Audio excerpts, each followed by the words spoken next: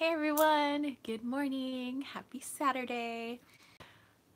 It is so gloomy here in San Diego right now. Well, I mean, our weather's been going up and down, so like either it's really sunny and beautiful, or it's gray like this, but it's May, and traditionally in San Diego it's known as May gray. So we actually got a little bit of rain last night, which I'm so happy because my plants get so happy when they get actual rainwater and not like hose water.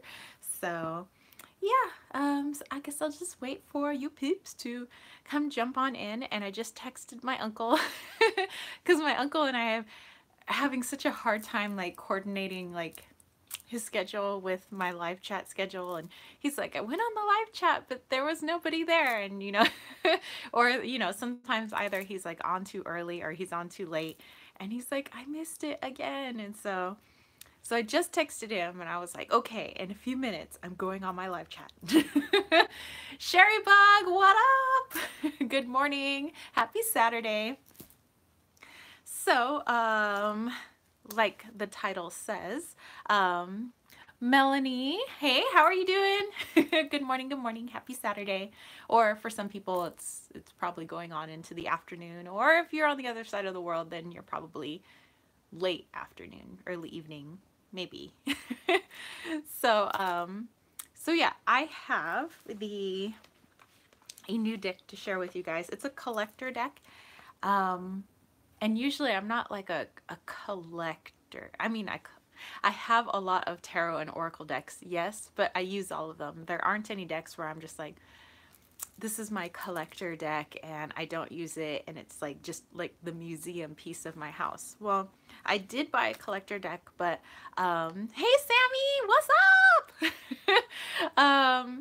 But I want to use it, because I feel like if you have something, like, you should use it, because otherwise what's it gonna sit around looking pretty, like, for? At least that's like my thing, with anything. Yes, missed you too, Sammy. I hope you're having a wonderful Saturday. Been watching your videos of you and your dude kind of sprucing up your home, which is pretty awesome. But when it comes to like collecting things, like I want to use things, I always like see when guys collect cars, like, well, old guys have like car collections. I'm like, use your cars, Sammy said she's sneaking working at work. uh New Age Lunatic, what's up? She says, I'm in the shower, but oh my gosh. Well, hello in the shower. Have fun. Get clean. um, and so yeah, Sammy's watching at work. It's okay. Just keep it on the down low. So, oh yeah, New Age Lunatic. This is my unicorns and donuts and like pizza and French fries and stuff. I got this from, it's an Etsy shop called Minga, M-I-N-G-A, and they're based out in the UK, and they have all sorts of like weird cool clothes. So I'd gotten this a while back, and actually I just got 2 more shirts from their shop. I mean, it's been like a long while since I got anything from their shop. This was the first thing. And so those will probably take a few weeks to get here. So Sherry Bug says she just picked a bunch of apple blossoms to dry and will be picking wild violets to dry later. Oh my gosh, that sounds amazing. Like, I wish we had apple trees around here so we could get some apple blossoms. But I'm pretty sure, up in Julian, where they're known for their Julian apples, like, it must be beautiful right now. Maybe that's something that we can do this weekend. Because my boyfriend and I are always looking to go on an adventure. And Julian's not that far away. It's like an hour, maybe less than an hour. Yeah, less than an hour drive away. I mean, it's not that far. But they are just covered with apple trees. So I'm pretty sure they'd be beautiful apple blossoms over there. And wild violets sound amazing. Right now, my rose bushes aren't in bloom. Well, right now my plants are confused about what's going on, because it'll be really hot and then it's really cold and then it's raining and then it's really hot. And so it's like, we're blooming, we're dormant. We're blooming, we're dormant. Like, the plants are like, what, what's going on? So I have a lot of buds on my rose bushes, but they're not blooming yet because I think they're confused. And the same for my avocado trees in the back. I have 2 avocado trees. And some of my baby avocados are about this big right now, and some are like this big. And it's been super windy, which is not good for avocado trees because it blows all the avocados off the trees, and then and then we miss a season of avocados. So last year all but 1 avocado blew off all both of those trees, and so like out of the hundreds of avocados, like 1 made it. Sherrybug said lilac bushes are starting to come out. Oh, that sounds so beautiful. Oh, whose channel was I watching? Is it Shama Mama? Oh, what's her first name? Because she has 2 channels, I think. But she's like, she has a website called like shamamama.com, and she was talking about using flowers like lilacs and violets and like making watercolor paints. So she would, steep them in boiling water overnight, and then take the flowers out, like strain them out, and then she would have this beautiful like watercolor ink, and so she was like painting with her flowers. So I thought that was really cool. So if you're looking for a DIY idea, if you're while you're drying your flowers out, and you're maybe into doing some watercolors, I think that would be cool. That's something that maybe I want to do this summer. And I've always wanted to make actual like rose water or rose oil with my roses. I know it wouldn't make that much because I don't have that many roses, but like just for me, I thought that would be magical and special. Sherrybug says that sounds amazing. Yeah, so look her up on YouTube. I think if you just type in Shama Mama, you should be able to pull up her channel. But yeah, she recently, like as of like a week ago, made that video, and I thought it was really interesting. I was like, oh, I want to make flower watercolors. So yes, so later on in this chat, I will be sharing my Tarocchino Mitelli, which is it's a certain part of Italy. Like they created this certain type of tarot deck, or it was created by this artist, and this is like the Lo Scarabeo reproduction of it, and I believe there is another company that did a reproduction of this. I like this one because the colors are more muted, and I think the other reproduction, the colors are more in your face, and I like if something is old, I want the muted color, so I'm really happy with this one.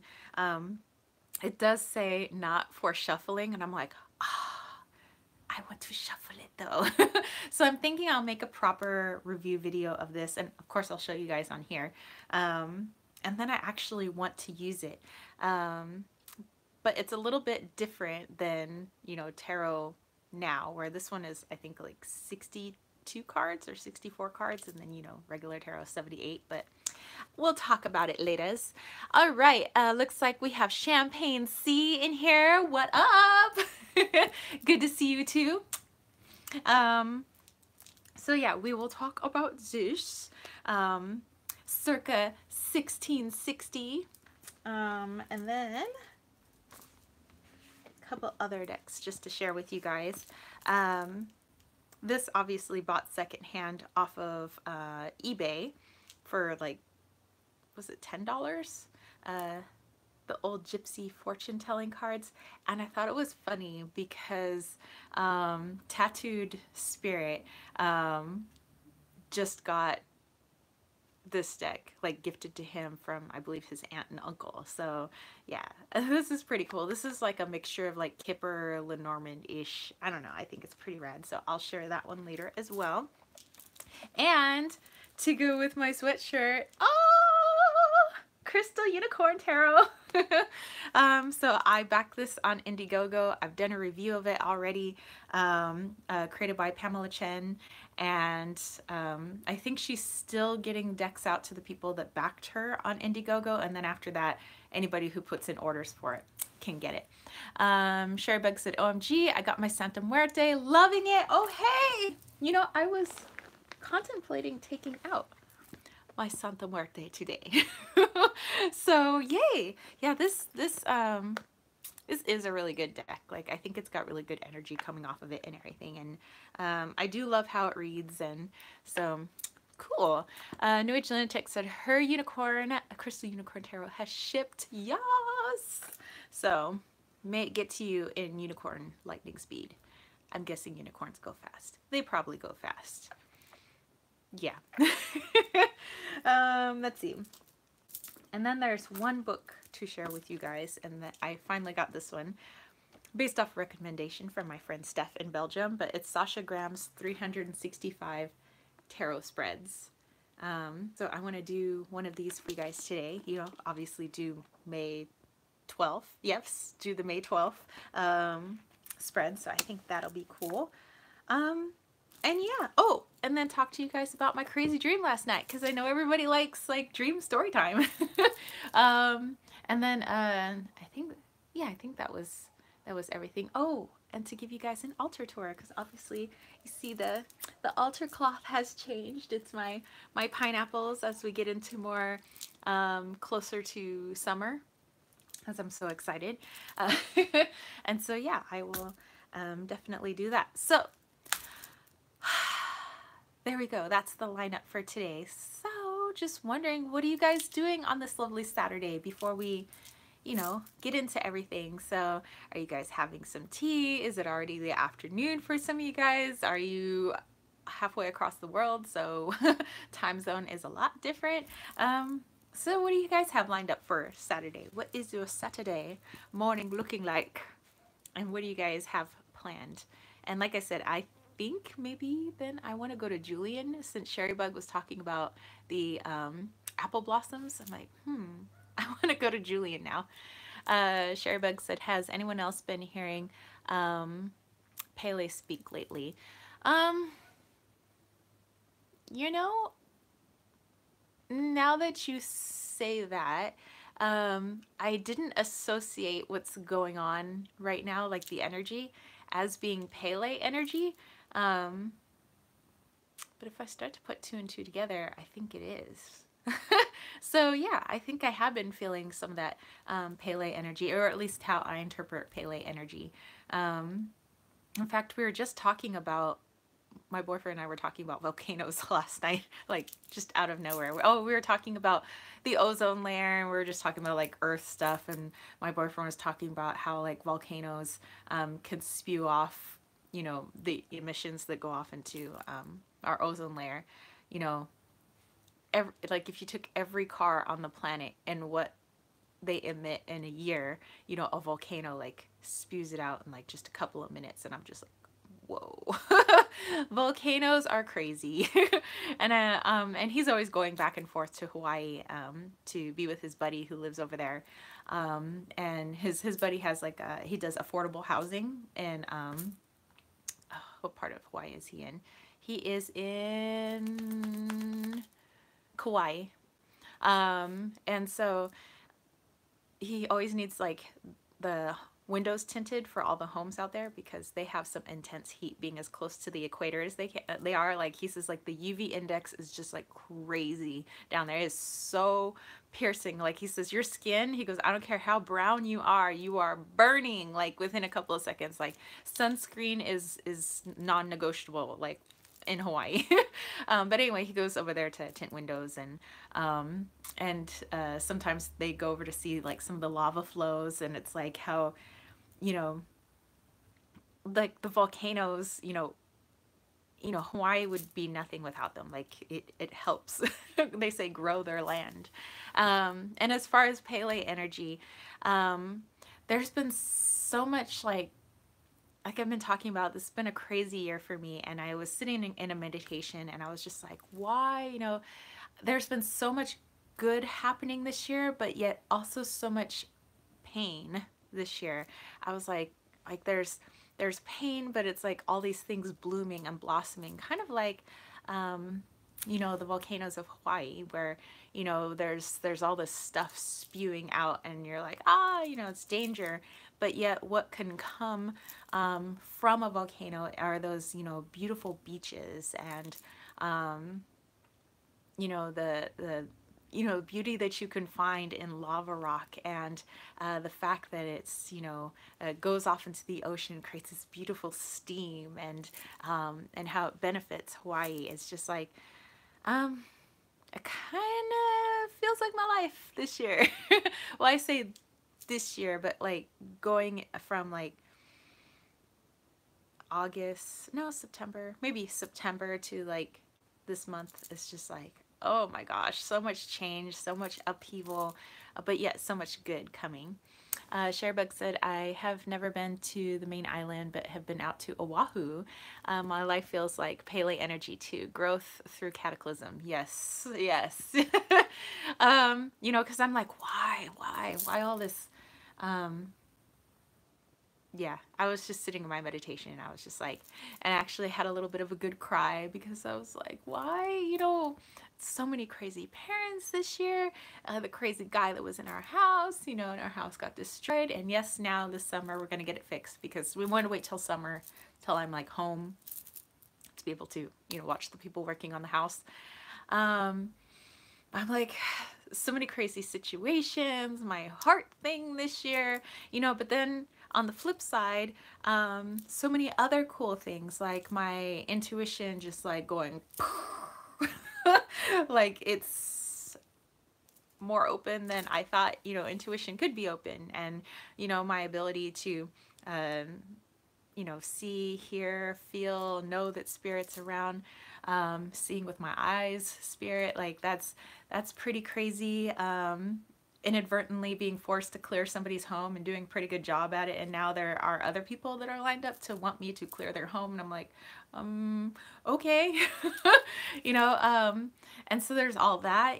Kittens, Weights, and Tarot is doing really well. Obviously, the oracle is starting to come together, and in June you guys will start to be able to see the cards, not physically but on my computer, the digital files of the cards for the oracle deck.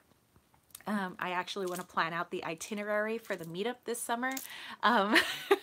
Sherry Bug says, hi, Rockwell. Thank you. Yeah, so there's so much good. I've met so many good people, through here on YouTube, through, other avenues in my social media. I guess,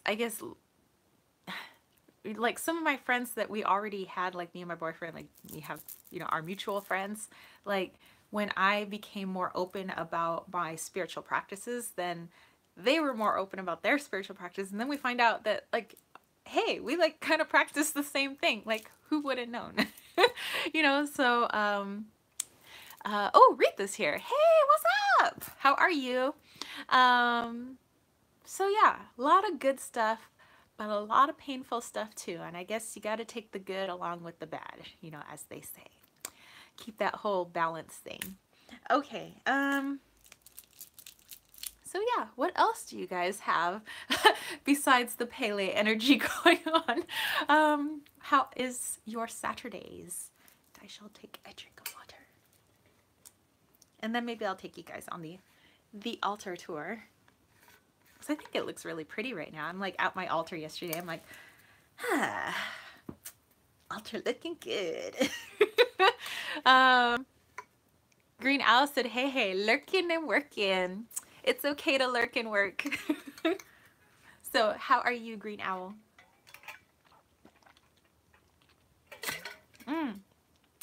And Grun Oila, I have loved your last few videos.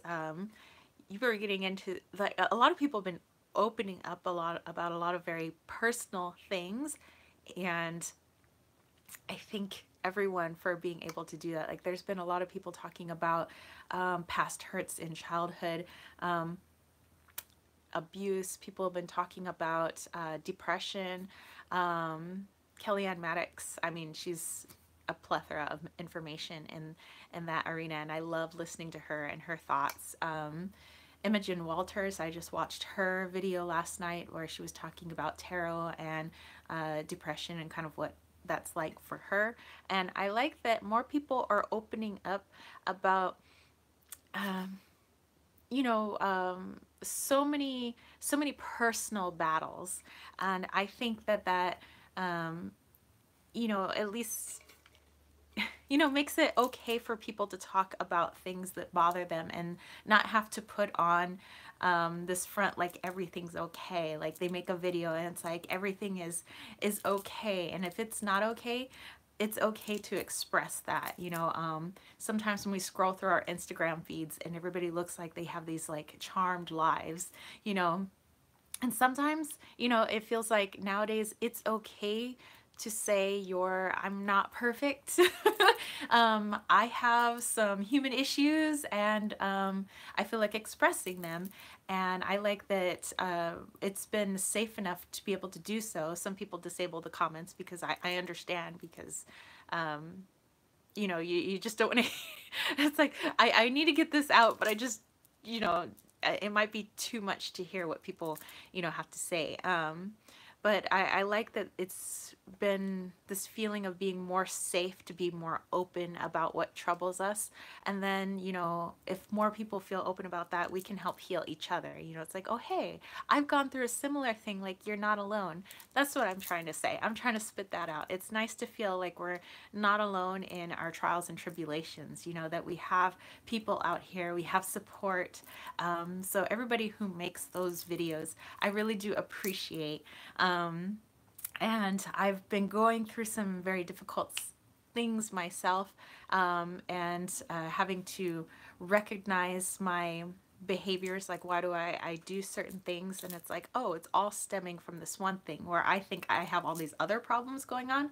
It's actually my perception of those problems because it's all stemming from one thing. Let me just go back. Sherrybug says, isn't it just amazing? Yes, it is. I needed to watch Kellyanne Maddox's video. Like, when I did, like, everything she was saying in that video the other night, I was like literally going through all of that, and I was like, oh my gosh, I feel like spirit is talking to me through her right now. Like, that was pretty cool. New Age Lunatic says, I can't seem to take a shower in less than 15 minutes. I'm making dinner and eating some strawberries, watching some Supernatural later. Ooh, I love that show, Supernatural. I haven't seen it in a long time though, but I used to like binge watch it all the time. That's my Saturday evening. Sounds awesome. And Christina, oh, Christina, I have not been on long. How long have I been on? 22 minutes. So Christina said, I have some serious regrets about my past. You know, my past, I think for, you know, if that whole Pele energy is going on, a lot of our pasts have been coming up, and you know, and I start to think about, you know, what if I did this differently, or what if I did that differently? And then I start thinking, well, if I change the things that I deemed bad or that I regret, like, would I have turned out to be the same person? Like, what if the, you know, because I'm thinking things had to have happened the way they did. And something that keeps popping in my head whenever I get lost in my past and saying, man, I should have done this. Why didn't I do this? There's like this little voice that says, you know, that happened. It already happened. Why are you still living there? Don't live there. Live now. Like, I wish I can remember somebody, I can't remember if like somebody had said it like in front of me or if I watched it on a YouTube channel. But hold on, let me read this comment and then I think it'll come to me because it was a pretty good saying. New Age Lunatic said, Christina, I have some regrets, but if I could go back, I don't think I'd change anything. But I've grown from all the horrible stuff that happened to me. My abusive relationship has made me stronger.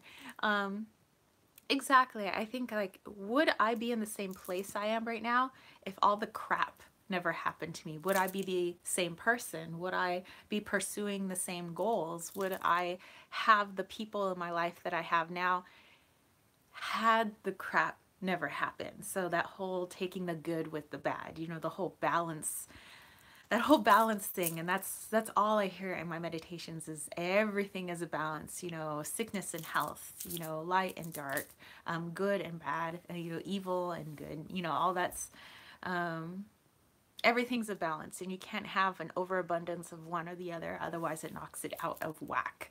Um, and I'm not saying like that's just what I hear in my meditations. I'm obviously not source energy, so I'm not. um, but yeah, um, Sherry Bug said exactly. So okay, the saying I'm trying to remember. It went something like this. This is not verbatim.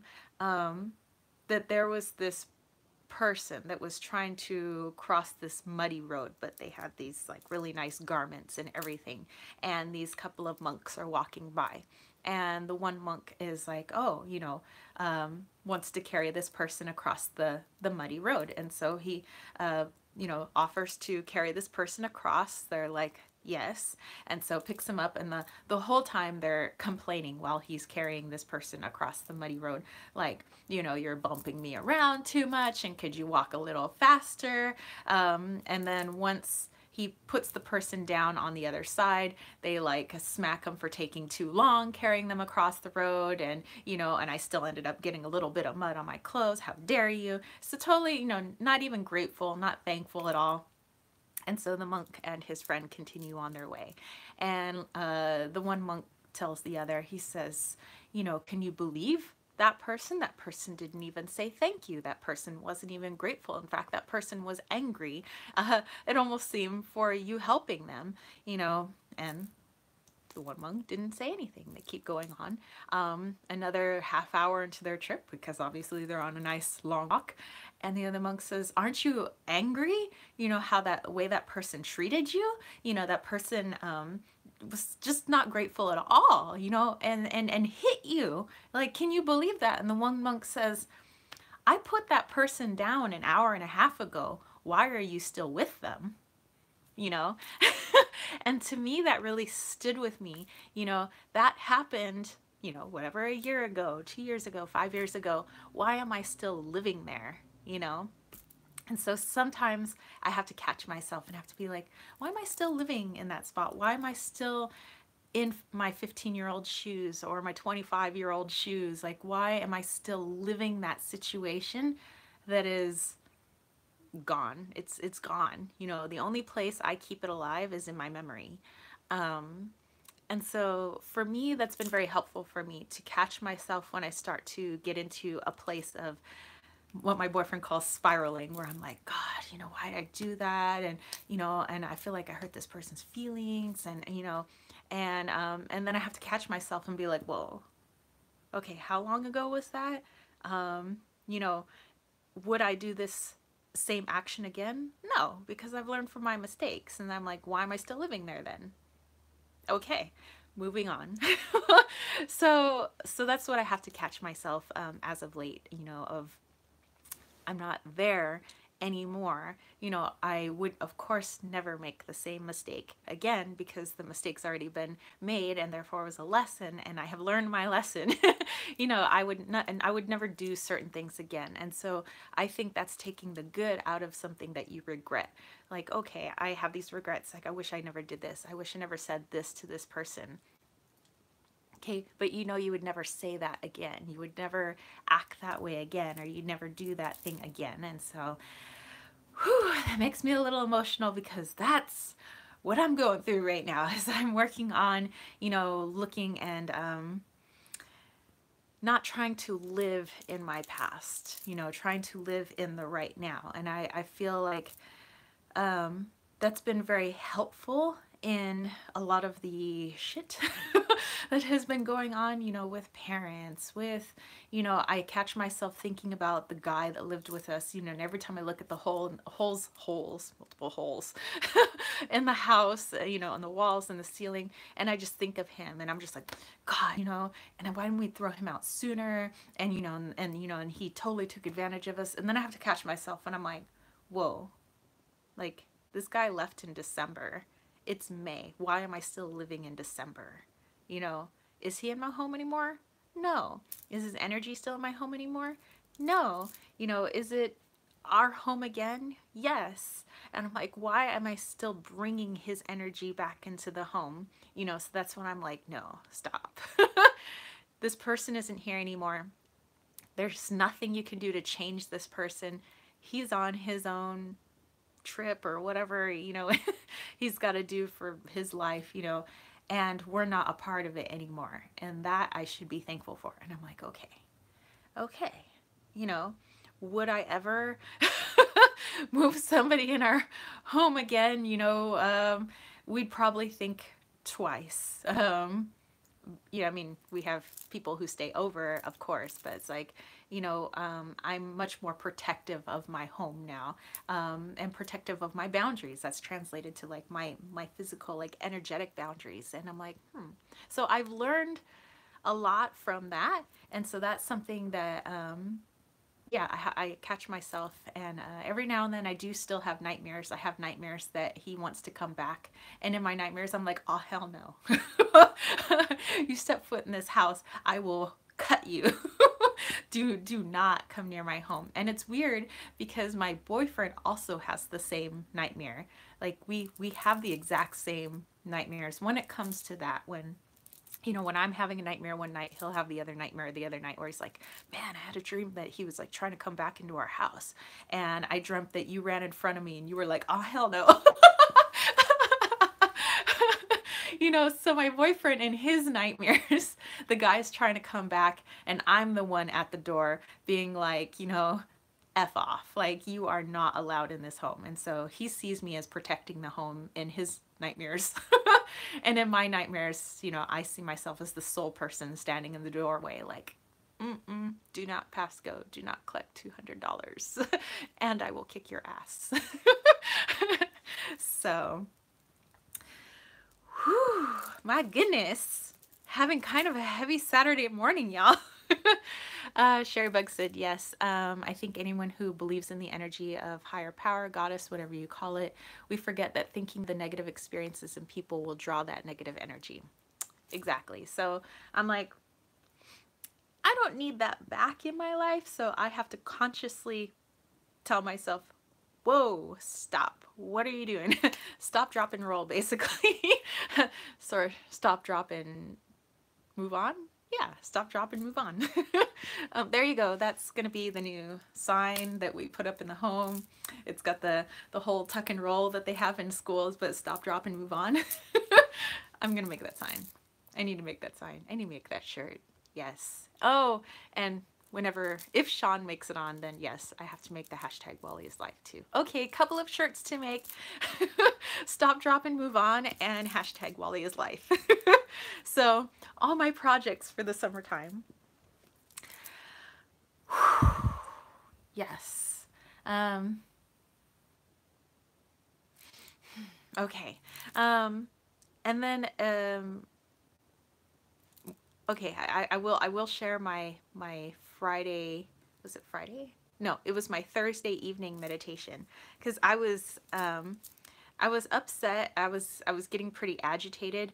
My boyfriend had made us popcorn, and for some reason I was angry that he had made us popcorn. Like, it was totally irrational behavior. Like, I was being a brat. You know, I was like, I don't want any popcorn. You know, and then he like pulled up, he's subscribed to YouTube Red specifically for the Cobra Kai like show, because we love Karate Kid. And so it's awesome seeing Ralph Macchio and the other dude from like Cobra Kai, you know. So we were watching those episodes, and then I got mad at him for allowing me to watch the episodes too long, because I was like, I have to clean the kitchen, and then after I clean the kitchen, I have to take a shower, and by the time I've done all that, it's already gonna be almost 11 o'clock, and I'm trying to go to bed earlier, you know. And it's like, and I was getting so frustrated and agitated, and my energy had been kind of crazy all day, where I would feel like almost shaking, like there was so much like I was mad and I didn't know why I was mad. And my Apple Watch, for the second time, this hasn't like been happening like in succession, but like for the second time, like the battery totally drained just before I left school, which is not normal. And it's done that once before, and that's when I was doing that house clearing. And so now I've noticed, like, you know, if there's heavy energy around, you know, it's going to drain my phone battery, it's going to drain my watch battery.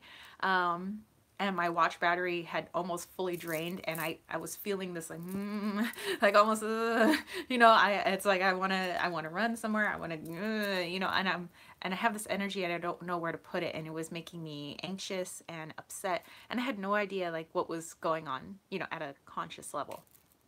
And so I sat down in my meditation and I was like, okay, I need to stop. Like, I'm not angry, like seriously, who gets angry because somebody made them popcorn? I'm not angry because, you know, my boyfriend and I were watching the Cobra Kai TV show. I'm like, what is making me angry? Like, what is the core of my like energy today? And I'm just pushing it out on other people, and you know, and I'm making like problems where there aren't problems. Like, what is going on? So I needed to sit with myself and just be like, okay, sister, you're being a brat and kind of a bitch. And so like what, because you know, I'm like thinking my boyfriend does not deserve me acting like this right now. You know, I need to grow up. I'm like, what is, at what point did you start feeling this? So I'm like, okay, go back, go back, go back. So I start going back in time. Okay, what point am I feeling this? And Christina said, so true. My relationships are healthy now. I need to let go of the guilt. Yes, so that's kind of what we're all working on right now. Sorry, I have an eyelash. It's not because I'm crying. I have an eyelash, I swear. A real one. um, I have so many freaking eyelashes. Okay. I think that was the one. Okay. So I'm sitting there and I had gotten an email from a couple of parents. One parent email didn't really bother me because the parent was like, you know, my daughter's failing your class. You know, if she fails your class, obviously she can't graduate, but I know this is on her. And I was just wondering, she goes, I just need to know, like, if she continues on her course of like getting her work done, do you think she can pass your class? Because if not, she says, I have to make arrangements for her to go to adult school and things like that. Okay, fine. You know, then this other email I get is a different parent, and I've gotten an email from this parent before, and you know, saying that, you know, my class is the only class that his daughter is failing, and so therefore that's probably my fault. And he wants to know when the extra credit is because they're looking at colleges now, and so it's like I'm holding him back from her going to her college dreams, and I'm like, but this girl doesn't do anything, you know. So then I'm like, and I had been upset ever since then, because then you know, I was like taking it very personally, like, why does everybody always think it's my fault? It's my fault the kids don't do their work. Like, it's my fault that your kid is failing because she doesn't turn anything in. Like, it's, you know. And then that's when I was sitting in my meditation, um and I was like, okay, I'm like internalizing all of this, and I'm like, but you know, it's not your fault. Like, why are you so angry about this? And then I was like, because I don't like people attacking me, you know, wrongfully. I have this whole justice thing, and well, that's because I'm a Libra moon. I like everything to be in balance and people to take ownership of their mistakes. But then I'm like, okay, put yourself in this guy's shoes. He's told you before that this is his only child. And from the sounds of it, from what you hear from the student, what you hear from him, it sounds like mom isn't there for whatever reason. She either has passed away, maybe they got divorced and she's not there, but mom isn't in the picture. It's just this guy and his daughter. So this daughter is his world. And so then I'm thinking of it from that. Okay, so if that little girl, and he sees her as a little girl, I'm like, is his world, you see everyone else is a threat to her. So then I'm like, okay, I can see that. So then I'm like, so this guy isn't attacking you. He just wants what he thinks is best for his daughter. He just wants to see her succeed. So I'm like, okay, I feel a little better about this. I'm like, okay, so he's not, so I was like, because I keep taking it as like everybody's attacking me, like, stop attacking me, you know. And so then I'm like on the defensive. So then I'm thinking, okay, so I'm just gonna write him back and say, you know, she hasn't done her work, if you have tips on how to help me do her work, I will help, have her do her work, or not me do her work, but like help her to motivate her to do her work, then you let me know. And then I'm like thinking out my email, okay, yes. And I was like, and I'll let him know about there's like a safe texting system that we have through our district, where the students don't know our cell phone numbers and we don't know their cell phone numbers. So it's like safe texting. It's like a number in New Jersey, and it like goes to a fax machine, if they try to call it, and vice versa. And so I'm like, okay, so I'll let him know about, ways that he can feel like he has more control of the situation. Like, you can get the same text messages that I remind the students, that way maybe you can help, her stay on top of her schoolwork, and I will give him the link to our school calendar so he can see day by day what she should be doing, and he can help her stay on top of her work.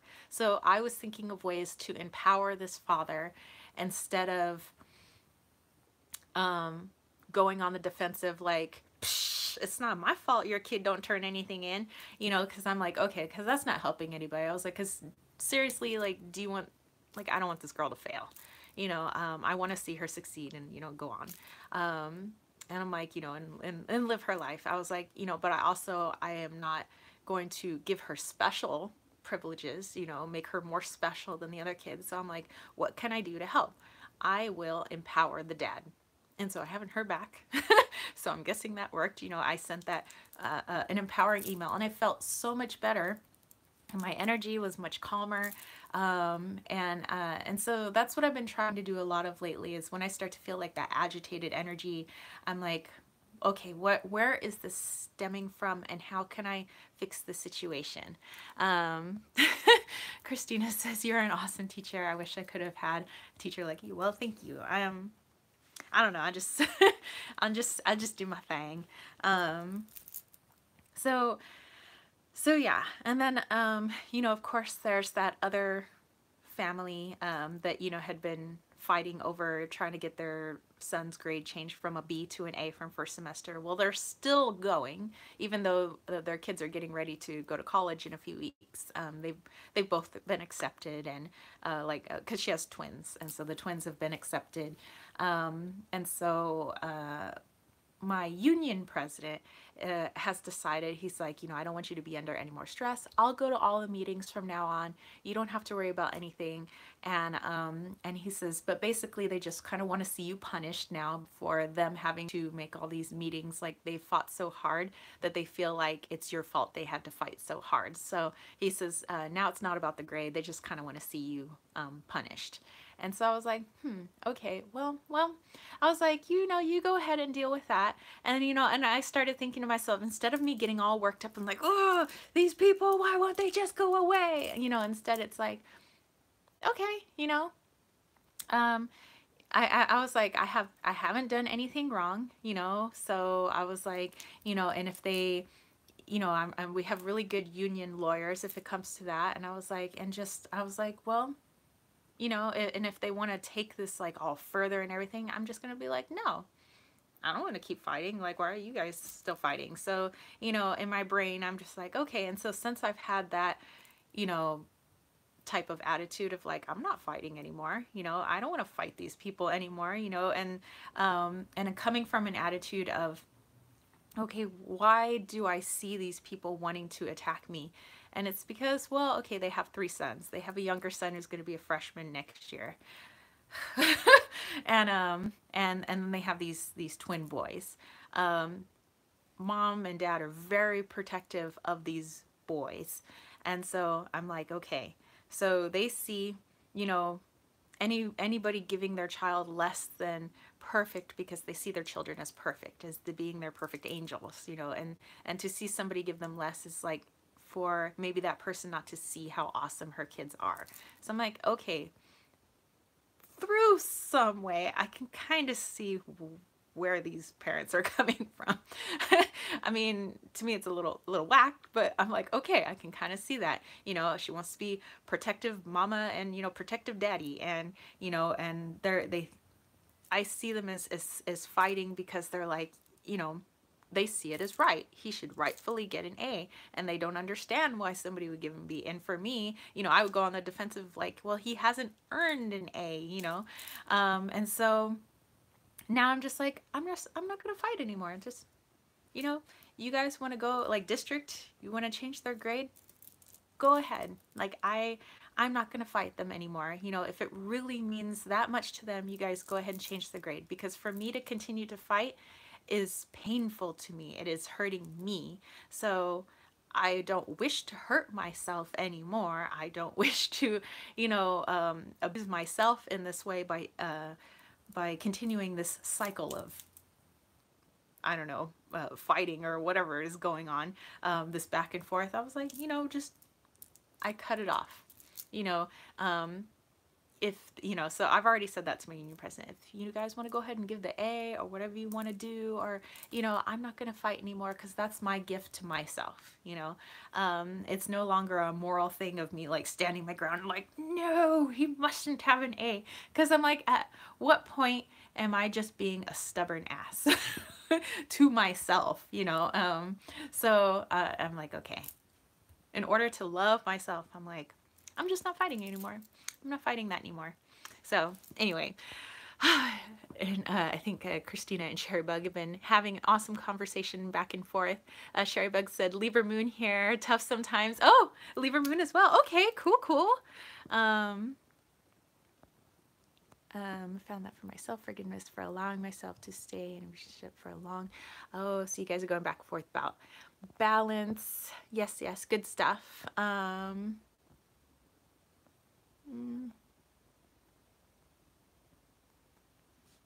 Okay, so you guys are having good conversations. That's awesome.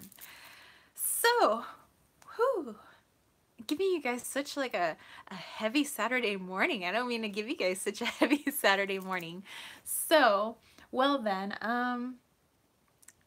to lighten the mood, let's go ahead and do an altar tour. So you guys already see that I have this lovely altar cloth here with my pineapples. But let's give y'all the tour. Oh my goodness. Oh. I think I'm getting old. My knees hurt. Okay, so let me turn the camera around. Okay. Sorry, that's just the sound of the of the tripod closing. Okay, so I'm gonna start you guys off on this side. Christina asks if I have any awesome cat toys for Wally. Well, I can take you on the Wally cat toy tour if you want. And actually, he has some toys coming in the mail today. It's new little mice, because he has skinned his mice toys, all his little mice. And all the stuffing has come out. So it's like he's dragging around these like mouse skins. And I'm like, what the heck are you doing? Anyway, okay, so I've made myself like a little, my own little incense blend here. So this is local sage. Yes, Wally the Hunter. And these are leaves from my rose bushes. Sorry, I get more over here. This one is a painted feather, so it's not actual eagle feather or hawk feather, but it's a painted feather that I got at the powwow. I think it was the Saquon powwow at the reservation last year. And I decided to switch out my wands, because I have two wands, but this is my much smaller wand. So I just kind of, well, I love the color, and I'm like, well, you know, this is going to be my wand for right now. So put that in. And the feather's been falling out because Wally got a hold of my wand and decided that he needed to play with the feather. So so this is my homemade Florida water when I need to just like really give some extra oomph to clean up the juju. This was actually from the newest Witch's Moon box for the month of May. So I did a little video on that in case you guys are interested. This is from Sammy Menzo. She sent me this clarity oil, which I use every freaking day, and there's still a ton of it in there, which I love. And whenever I'm doing my ritual, I use rose oil. to like anoint myself and things like that. And this also came from the Witch's Moon box this month. Coming over here, this is one of my dried roses from my rose garden. And it's from one of my favorite rose bushes that doesn't produce roses all that often, but what it does produce, it looks like fire to me, which I love. This is some peacock ore that came in the Witch's Moon. My awesome selenite sphere that I have. This is tiger iron. And then this image, I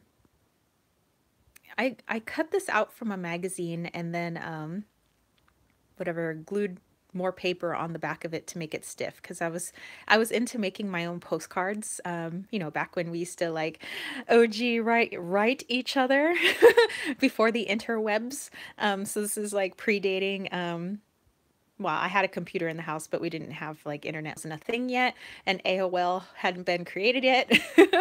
And so I had cut this image out, and I ended up never mailing it as a postcard just because I've always loved this image. And as I was going through some of my old postcards that I made, I was like, I've always wanted to be this woman, you know, just like freaking chilling in the breeze, writing poetry, contemplating life. Like, yeah, so I don't know, it just takes me to a place from when I was younger. I just dig it. I'll put her back over here. I forgot what it was for. Maybe it was for like Estee Lauder or something like that. Who knows? And then of course we have my little mermaid that I got in Coronado. These fell off my amethyst chunk that I have, but these little pieces come out of the Witch's Moon bottles. I always just save them. And then this rock was from my very special walk at Iron Mountain. I took a picture of my flowers because I couldn't actually put my flowers on my altar because I don't want Wally to eat them, and that's not good for kittens or pumas. And then I've, you know, I love the color scheme for May and the Witch's Moon. So it's a lot of lavender. So I got one of my kind of darker lavender candles. I spread around some hawthorn here for the Fae. Oh, and then this one, I have to tell you guys. Okay, we have a bazillion gophers in our front and backyard. Like, there's holes everywhere. Like, I'm afraid with like the slightest earthquake, like our front and backyard's just gonna drop by a foot. Oh, there we go. We're in focus. But next to one of the gopher holes, the gopher had dug so deep, he pulled out a seashell from like my front yard. Like, that's like there wasn't any dirt that was trucked in when they made my front yard. Like, that's just the dirt from the hill. Or we're on a very big hill. So yeah, that's an old seashell. And of course there's like no water. Well, I mean, the reservoir is like over there, but yeah, I just thought that was really special, and I considered that a gift from the Fae. So I was like, oh, thank you. I'm like, that is a beautiful gift.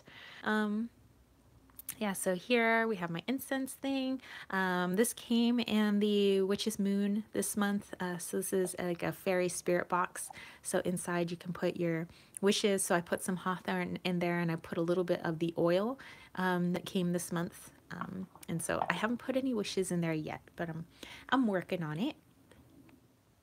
And then coming over here, you know, you have my fancy quartz. This is this has all the heart sutras on it, you know, for my heart. And Edward, say hello to Edward. Oh, and then this was from last weekend. My dad came over, you know, for his birthday dinners. My dad, my stepmom. So that's my dad because he turned 75. Or not 75, 78. Oh my God, I'm like forgetting my dad's age. But yeah, my dad turned 78. And I was talking about, man, I wish I looked that good when I'm 78. Because my dad's like, you know, he still gets around like he always did, like when I was a little kid. You know, he still works out. He still has abs. He still likes to show them off all the time. You know, my dad's, you know, he's still like dad. And then this, like my little where I burn my sage in my little mini cauldron. Have my little briquettes here for burning. This came in the witch's moon this month, and it's very call, and I put some in a satin pouch to carry around with me, but I want to sprinkle the rest of this in my garden as like a little offering to them. And then we have my athame over here, more incense thing, and then this one is my boyfriend's, and inside is actually a coconut smelling candle. So you unscrew the top and there's actually a candle inside. And then, you know, I have all my masculine deities here. And I think you guys saw all the feminine over here. So you got like Amma and Kuan Yin and Unicorn. And then the elephant to me represents, oh my gosh, my brain just went blank. The goddess of prosperity in Hindu religion. New Age Lunatic says, your dad is cute for 78. He doesn't look that old at all. Let me see if I can, because I have my little stack of pictures here. Let's see. There we go. That's my dad and my stepmom. And my dad is like 19 years older than my stepmom, but they like look the same age. So yeah, they're a good couple. I'm so glad that my dad got with my stepmom, and that's his third marriage. And we were joking, we're like, okay, dude, like if you can't make this marriage work, 3 strikes out, 3 strikes you're out, bro. My dad's like, okay, gotta get this one right. But yeah, she's really good for him. He's really good for her, and yeah, I love my stepmom. She's kind of crazy, kind of swears like a sailor, but you know, I love her. She's a professor of Rhett State. New Age Lunatic said, such good vibes. Oh yeah. And I like that I can talk to my dad about like my woo-woo stuff now, and he's more open about, he has these like pretty crazy dreams too, and you know, where he speaks to spirit in his dreams. There we go. Just making sure I don't drop these photos everywhere. Okay. Yeah, I was doing like a little spell down here, and yeah. Oh, and my special Furba is in here, the one that I cannot show. Okay, so you guys wanted a Wally toy tour? Okay, so we can find his little toys, and I'm going to apologize for all the clothes that you're going to see on the floor. My boyfriend did his laundry and he still needs to fold them. Anywho, moving on. So here we have Wally's ramps that he loves so much because they're like carpet. And so we try to get him not to claw the carpet, although every now and then he does like clawing the stairs. So he likes clawing here. This is his favorite.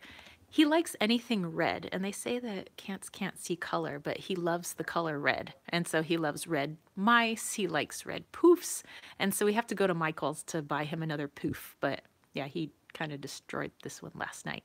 But he still loves it. He likes to play fetch, so he'll drag it over and drop it, whatever his toy is, at our feet.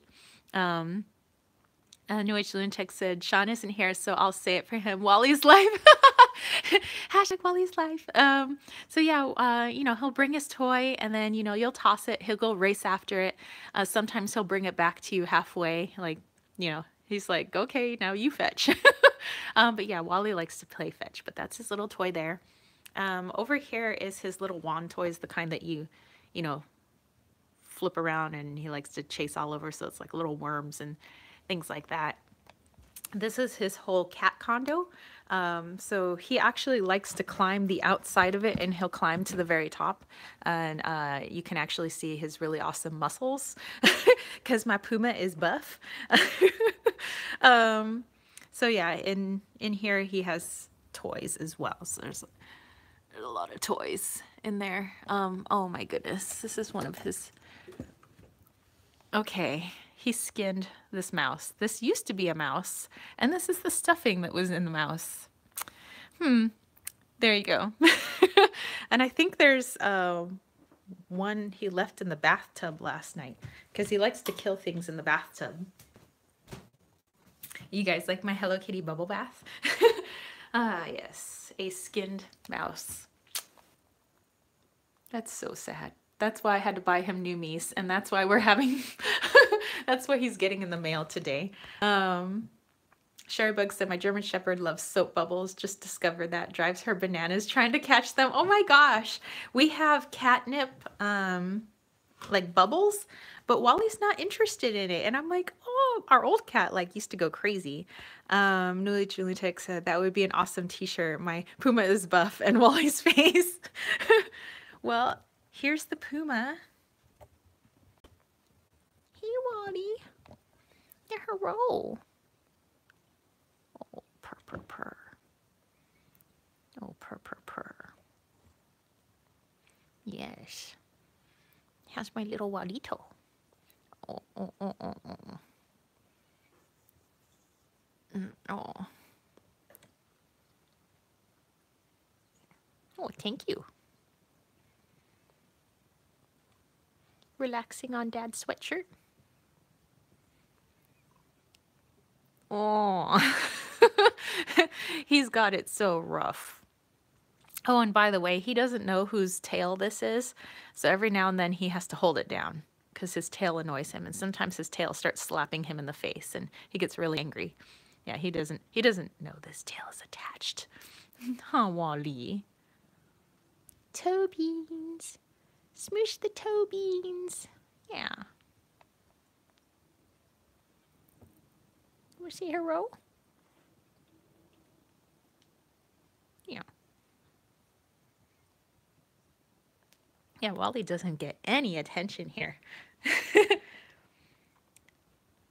He's probably just gonna curl up for the day. Yeah.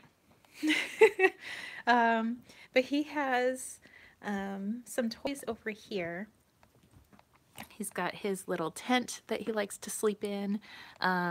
We got him some chew sticks that are supposed to be good for his teeth. You know, I forgot what they were called, but yeah, we got them off of Amazon. So he's got his little chew sticks. Was it this one or a different one? But I like to buy him giant cats that he can kill. And then he's got a couple of his other toys here. So this one is Wally's, that one is Wally's because he likes to kill little lambs. And of course, you can't kill those because those are my stuffies. But yeah, this one and this one is Wally's. And then I'll take you downstairs to his other stuff. And I haven't refilled this litter up here just because he has a litter downstairs. I'm like, Wally, you can't be this spoiled. But anyway, yes, there is a lot of Walliness down here. We have his scratch pad here so that he doesn't claw that corner of the stairs. He's got a little scratch pad here. Builds up his ego to kill stuffed lambs. Yes, it does.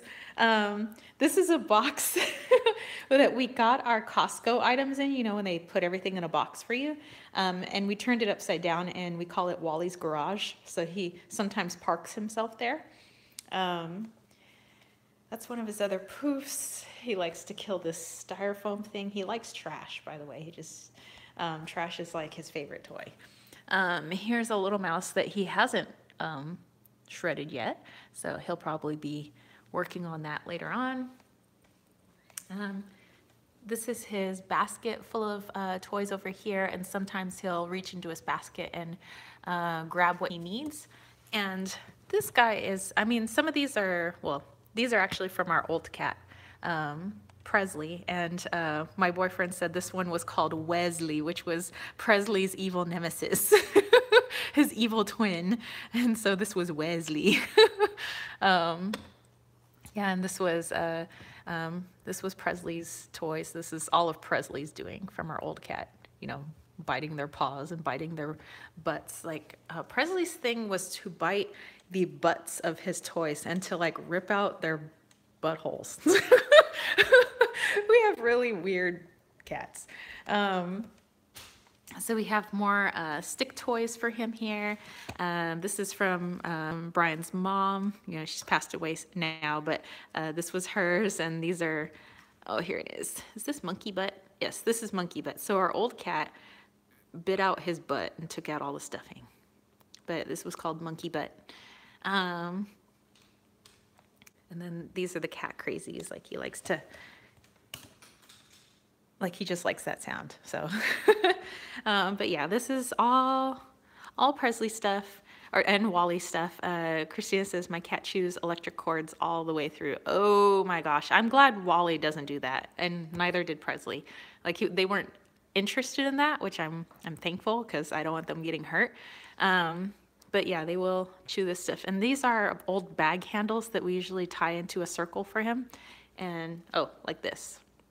So any like gift bags that have these types of handles, we rip them out and we turn them into these little loops, and they are Wally's they're his favorites, and we'll just toss it, and then he'll usually play fetch with us with that. So, you know, if you're looking for ideas that don't cost any money, if somebody gifts you a bag, use the bag handles to make them into loops.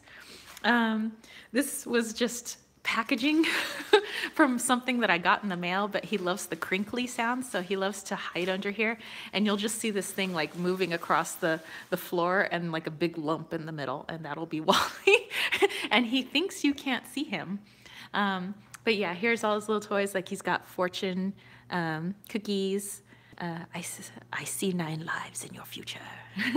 I got these off of Amazon, I think. Some of them are gifts from our friends. They like buying Wally gifts. I think at Target, I bought him these little like donuts. I think they go with my sweater. These cubes belong to our old cat, but Wally loves them. He loves tearing through these. Like when he goes nuts, he'll like take a lap around the house where he's like, vroom, he'll like hide under there and then jet out, and then he'll go through the cubes, and then he like, you know, goes crazy and knocks a bunch of crap out of his basket. And Green Owl says my cat likes to chew on the cinnamon broom on my altar. Yes, Wally does like brooms. So when I'm sweeping, he's usually trying to attack the broom, and I'm like, you're not helping. We've had to put towels on some of our stairs because he likes to claw the stairs. But if there's a towel there, he won't claw the stairs. So I have things that he can claw, like his scratch pad and his scratch cube. This is a little scratch ramp for him. This is his spooky house. And he used to claw in there, but now he just likes to sit in his spooky house. It's another little toy, a little scratch ramp.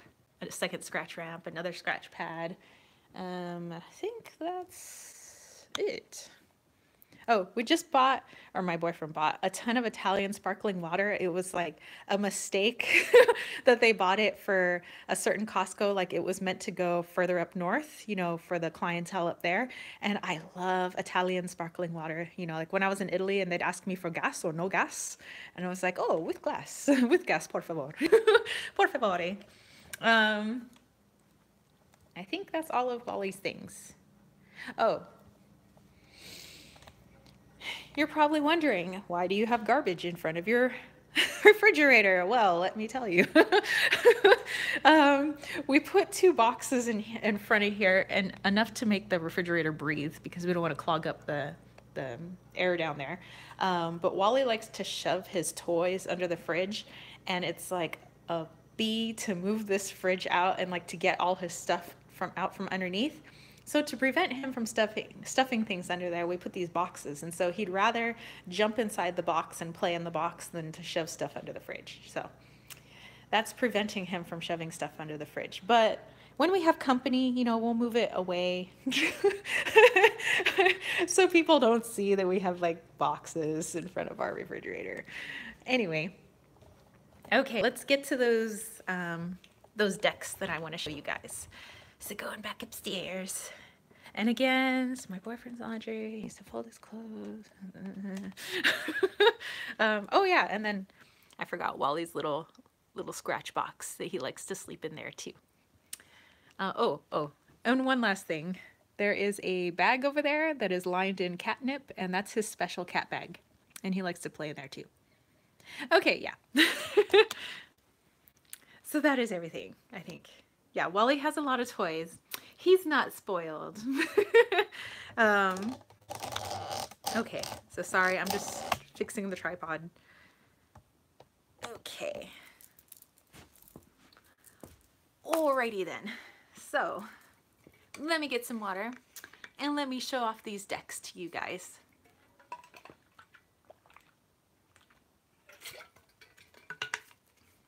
I hope you guys enjoy the Wally toy tour. Puma toy tour. Okay. Put my Santa Muerte off to the side here.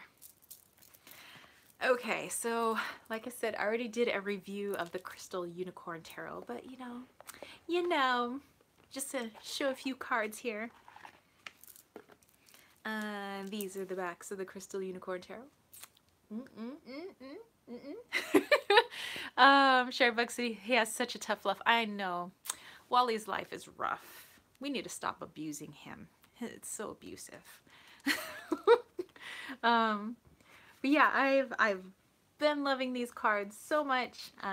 They give really good readings. I don't think the readings are fluffy at all. With these, I think they read very straightforward to me. Like, it's like, yes, there's a cute unicorn on there, but it's like, okay, this is what you wanted to know. Boom. I'm like, okay. So yeah, these have been really good. So I've been carrying them around with me everywhere, and I do like to try and switch up the decks that I carry around, because I don't know about you guys, but I always feel like my decks are like people, and I don't want them to feel like they're being left out, or they feel jealous that I'm using one deck more than another. And I'm like, it's okay, I love you too, like, I'll bring you back out.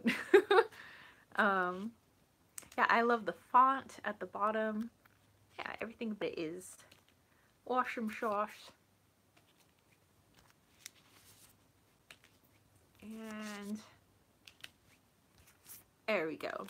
And while we're in tarot cards, I think I posted this on my Instagram, but I don't think I put it here on YouTube. And I talked about it on Viber. I have the Viber app with my friend Steph, and we like to talk and text back and forth.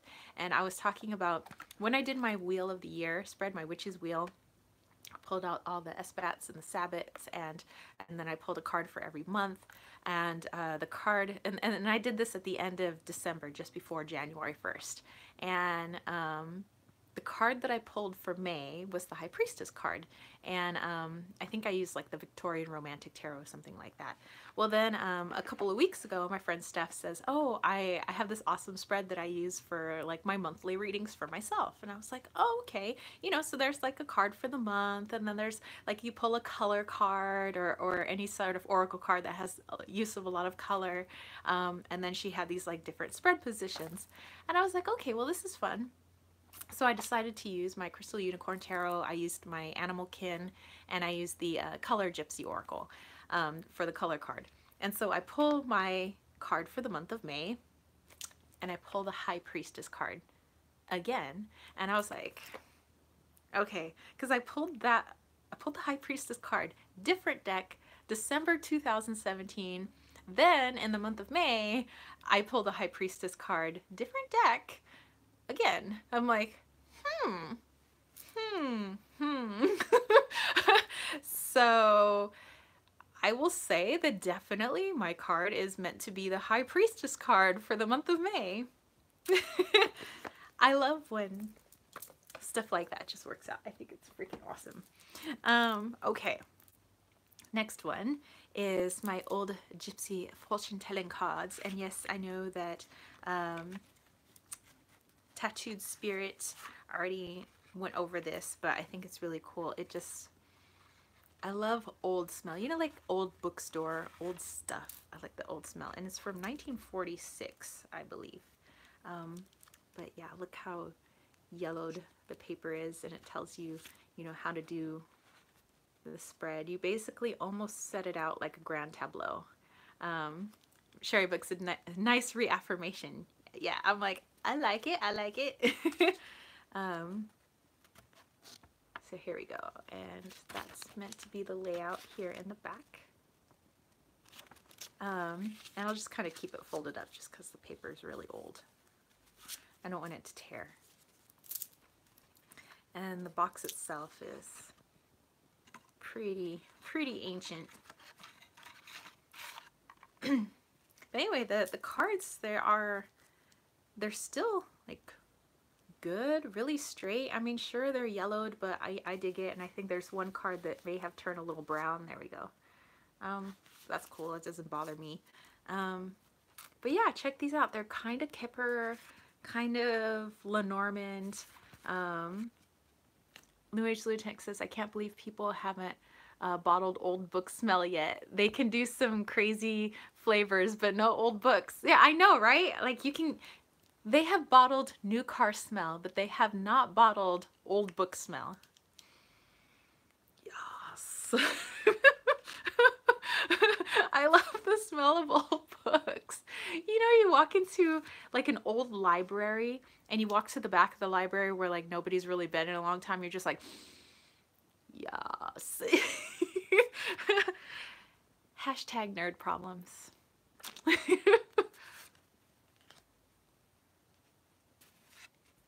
So like this style, you know, the 40s style, I grew up with books from the 30s and the 40s and the 50s.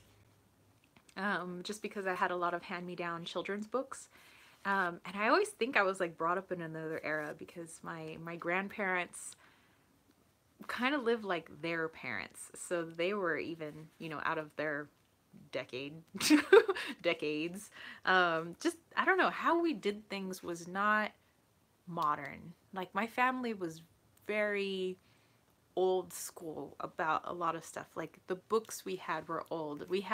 My dad had never returned his high school science book, and I like looked at it, it said property of San Diego High, and I'm like, Dad, you never returned your science book? He says, no, but you like it, right? So you have a science book. I'm like, it's not modern science. He says, it says modern science today. And I'm like, yeah, modern science, 1949. I'm like, which it wasn't modern for him at the time either, because he graduated 1959 from San Diego High. And I'm like, you have this book from 1949, like it still wasn't modern when you were in school. Christina said, new book smell rocks too. I got a new deck and it smelled so good. Oh yes. One day. Okay, that's you guys. You guys need to bottle this smell. Like that's your new $1 million idea is old book smell. But yeah, these cards are rad. And I've been having fun using them. I'm just afraid to shuffle them a little too much because I don't want them to, you know, they're old. So you can't run the old guy around the track too much, you know? Like my dad. My dad still thinks he's 15. Like in his brain, he's still 15. Christina said book smell essential oils. Yes. I don't know. Do you have to like steep old book pages in like sunflower oil or olive oil or something to like extract the the old smell? I bet it can be done. This is your new mission, should you choose to accept it. Okay, and now, and I promise I'll do a proper review, like an actual video where it's a proper review of the Tarocchino Mitelli. Maybe Incense would be easier. Okay, so this is from, I don't want to say bologna because that's a type of food. So maybe it's Bologna. So Bologna, Italia, 1660, circa. Sherry Bud said, speaking of track, our 4x4 girls relay ran a 4:14:45 yesterday. Oh my gosh, that's good. Good. Yeah, oh, okay. Track update. if you care. My girl high jumper, who I already knew she was going to make CIF, made CIF. So CIF prelims is next Saturday. So I won't be on here next Saturday. So I'll have to be on here Sunday because, yeah, she's going to be doing the high jump at 9 a.m. Okay, grad night's going to be the night before. She's going to be getting home from grad night at 5 a.m. Then she has to be up in Mount Carmel, which is like 40 minutes away, and running or jumping at 9 a.m. So that poor girl is like not going to get any sleep. And then tonight is prom. Let's see. Christina said, my 8-year-old grandson ran a half mile in 40 minutes. Wow. Okay. That's cool. That's really good, Christina. Sherry Bug says, it's thundering. Ooh. We had rain last night, but right now it's just gray and gloomy. But no thundering. I love thunder though. Like I love thunder and lightning. Reminds me of a movie. Little thunder, little lightning, little thunder, lightning. I think that was was it not the throwback, the one with the Rock and, you know, the guy from Stifler, that guy. Anyway, okay, hold on. I'm going to plug my phone in because it's at low battery. Ha ha ha. The Rundown. That was the name of the movie. Yes, The Rundown. Okay, here we go. Phone is plugged in. Christina said in 4 minutes. Yes, 4 minutes is, like, for an 8-year-old, that's really good. Keep him in track. So yeah, my girl will be doing the high jump next Saturday, 9 a.m. For CIF prelims, and then the following Saturday, so again, I won't be here on Saturday, so it'll be 2 consecutive Sundays I'll be doing my live chats. Same time though. And so then she'll be doing CIF finals, and I'm pretty sure she can make it to finals if she's not too tired. I'm like, please be okay. And she has a chance to make it to state because she's already jumped 5'3" in the high jump, and the state qualifying mark is 5'4", or she needs to win CIF. And I know that she might be close to winning CIF, but I know there's a girl that jumps crazy high. I think she jumps like 5'6". So she would have to hit that state qualifying mark. And I want her to do, like, this is her senior year. She's such a good sport. Like, she's such a positive, like, great athlete. Like, she's fun to coach. So I really want to see her do well. Unfortunately, her injuries that she's had for the past 4 years that she gets every year is due to the hurdles. And our hurdle coach makes her hurdle even though she's not that great of a hurdler. And so she keeps getting injured in the hurdles. And he's like, oh, well, this is how you got to run those kids. And they complain either way. And I'm like, you are such a D-head. Anyway, so Sherry Bug said, nice. Wow, that's amazing. Hope she gets them. Me too. Fingers crossed. But I think her lower back is getting better. But her knee is still swollen, her left knee. And you guys know how I do like the little body scans and I like to figure out what's wrong with people. And she told me, she's like, Coach, my knee's been hurting. She goes, ever since I do the hurdles, like whenever I bend my knee, it hurts. And so I was like, and right away I knew, I was like, what, your left knee? She's like, yeah. How'd you know, Coach? And I'm like, I could just see the way you walk. I could tell it's your left knee. And she's like, oh, okay. You know, she's, I didn't think anybody could see me limp. And and I'm like, yeah, it's your left knee. And I was like, and your lower back's still bothering you, isn't it? She was like, well, yeah, but it's not really, like, I didn't want to like say anything. And she's like, wow, Coach, like, you're good. She's all, you must have been a coach for a really long time. And I'm like, yeah, that's what happens when you're a coach for a really long time. You just automatically know what's wrong with your athletes' bodies. Like,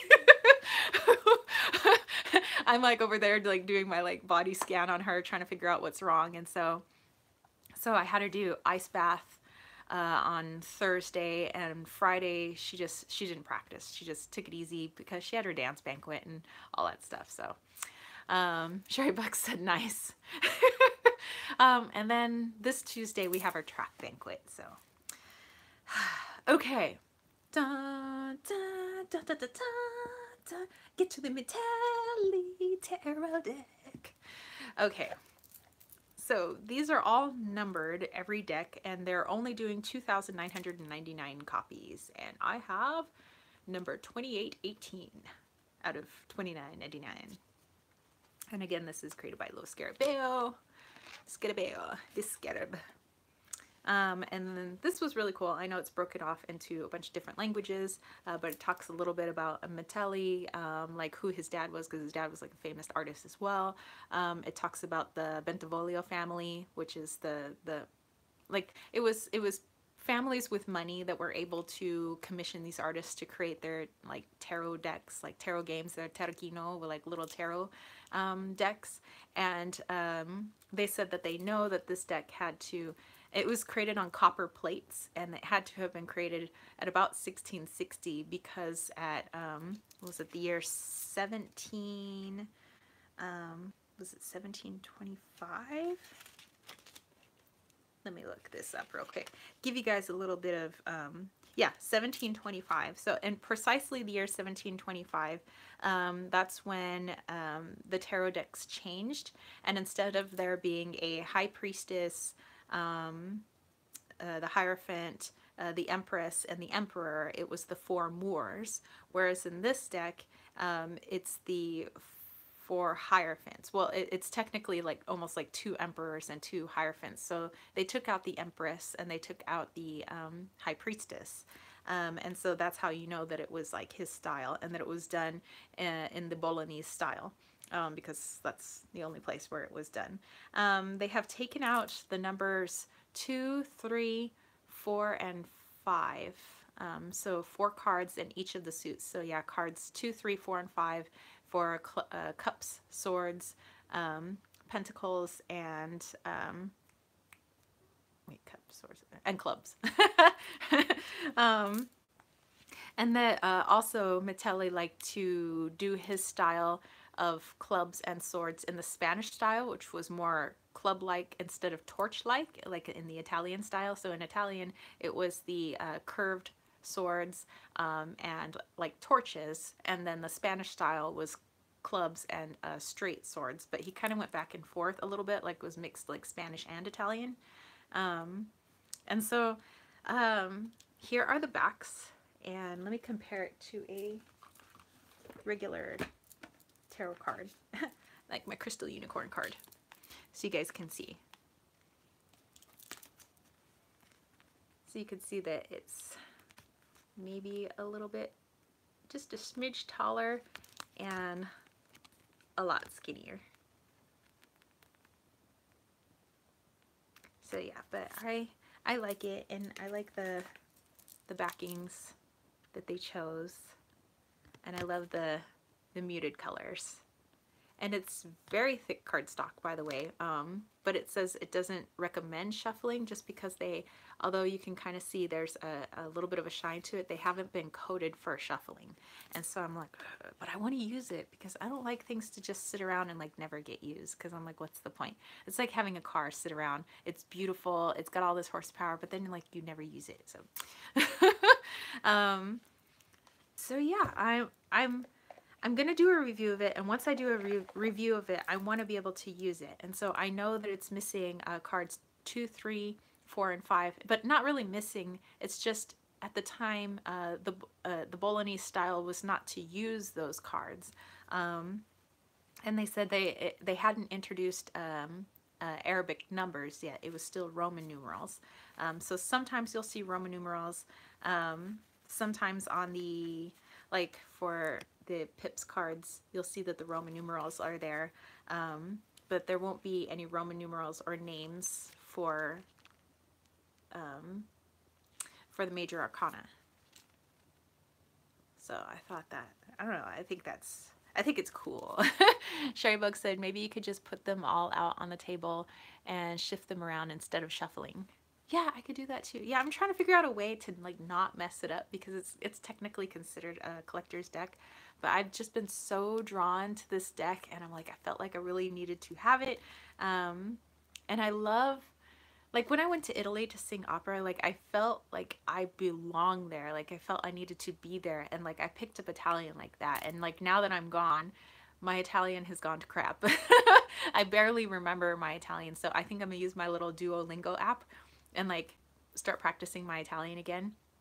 It's because I don't know, there's something about Italy, like especially Viterbo where I was, like I feel like I belong there. I don't know. It's a weird feeling, you guys, but I feel like I need to be there. Like the cobblestone streets and a lot of the stuff that they have like still from the Renaissance and medieval times, like they still had a lot of medieval structures still standing. I'm like, oh, I just feel like I belong here, and I can't I can't really place it. New Age Lunatic said you could fan them and hover your hand over them, and it would be nice to use them if you could. Yes.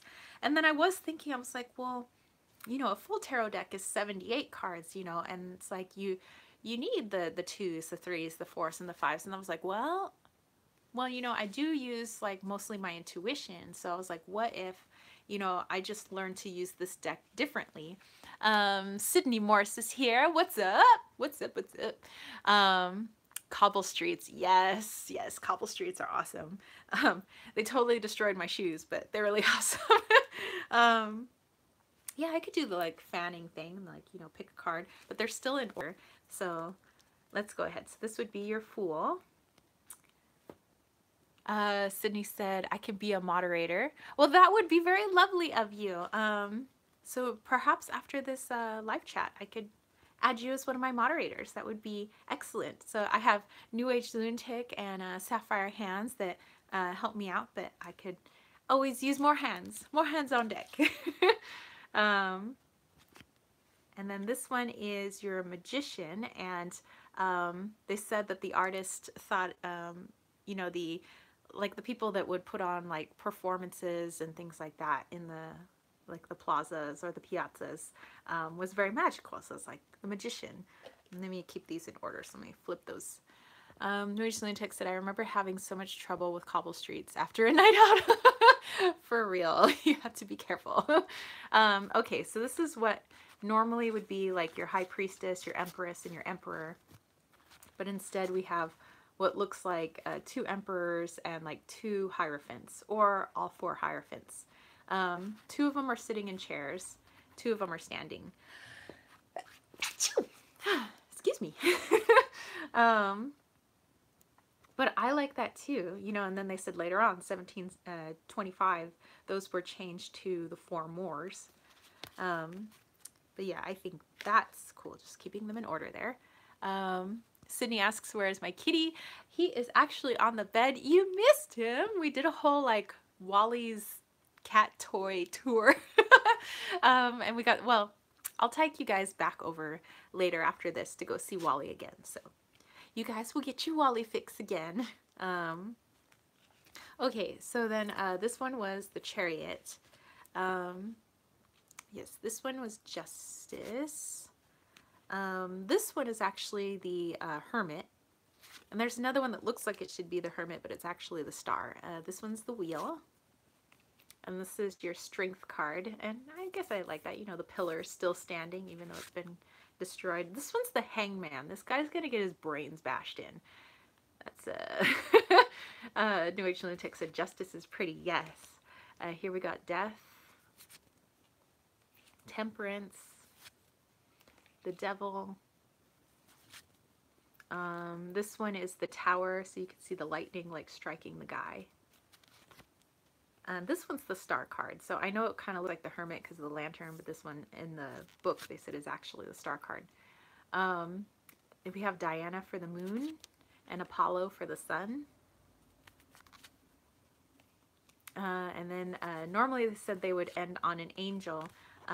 They always say like the angel in their card game because they had it was a 4-person game, and each card had its different values. Like if you had these 2 cards together, it was considered like better, you know, because it was an actual card game, you know, aside from divination.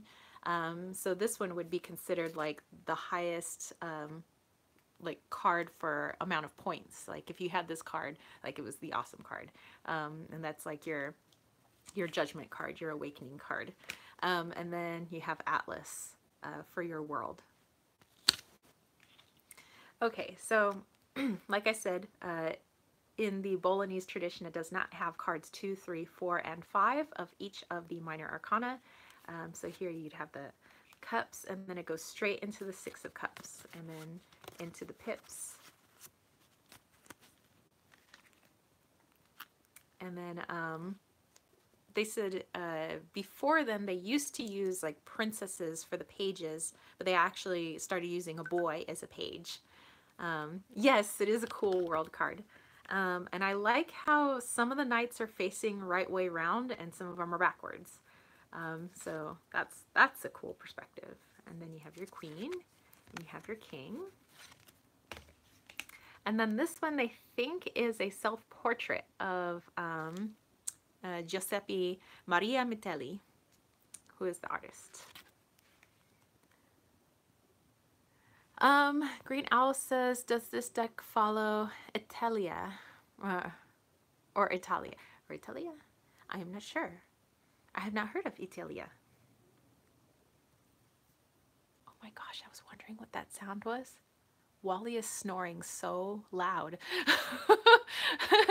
Oyas Girl said, oh, what's up, Queen Osset? Yes, the Mitelli Tarot. New Age Lunatic said that is beautiful. So for the coins, it was all different things for the coins cards or the pentacles. You know, so some have faces, some have like this one they said might be faces of the Bentivoglio family that commissioned him to do this art. And then these are, they said, his favorite pastimes, like things he loved to do. Italia tarot spelling now correct. Oh, I'm not sure. I need to look into that. That's something more for me to look into. Dig a deeper. Sherry Bug said, reading the images and the coins as part of the reading. Yes, that would be cool too. Yeah, I'm thinking that this is going to read probably a lot differently, obviously, than a normal tarot deck because it's less cards, but yeah, it's just going to be different and I like it. Sydney is back. Yeah, so then we go, there's your knight. And I like how the money's falling out. You have your queen, you have your king. Like it's just, and then you have your Spanish style club instead of like the Italian torch. And they said, was it Virtus Ardua? There was one where it has the name of not card crate. Well, because they didn't have like people just selling cards out on the streets because you know these were copper plates, but there was like a company where people could make these copper plates through. Sydney says, how many times do you go live? I go live just about every Saturday, but for the next 2 Saturdays after this, I'll have to do them on Sunday. So I go live every week, once a week, every week. But sometimes it's on Saturday, sometimes on Sunday. During track season, that's why it flip-flops Saturday, Sunday. But when it's not track season, I'm always right here on Saturdays. New Age Lunatic says, what's your favorite tarot deck? Oh, for Sydney. And then Oyas Girl, it's one of the Triad Los Scarabeo is putting out. Yeah, I have to check out the other ones. I think it's so cool. I just love the way they're laid out, and yeah, I need to hurry up and like, that'll be my mission this weekend is to do a proper review of this so that I can start just like using it because I don't want to take it out of order yet. Like I feel like I have to show this in order. So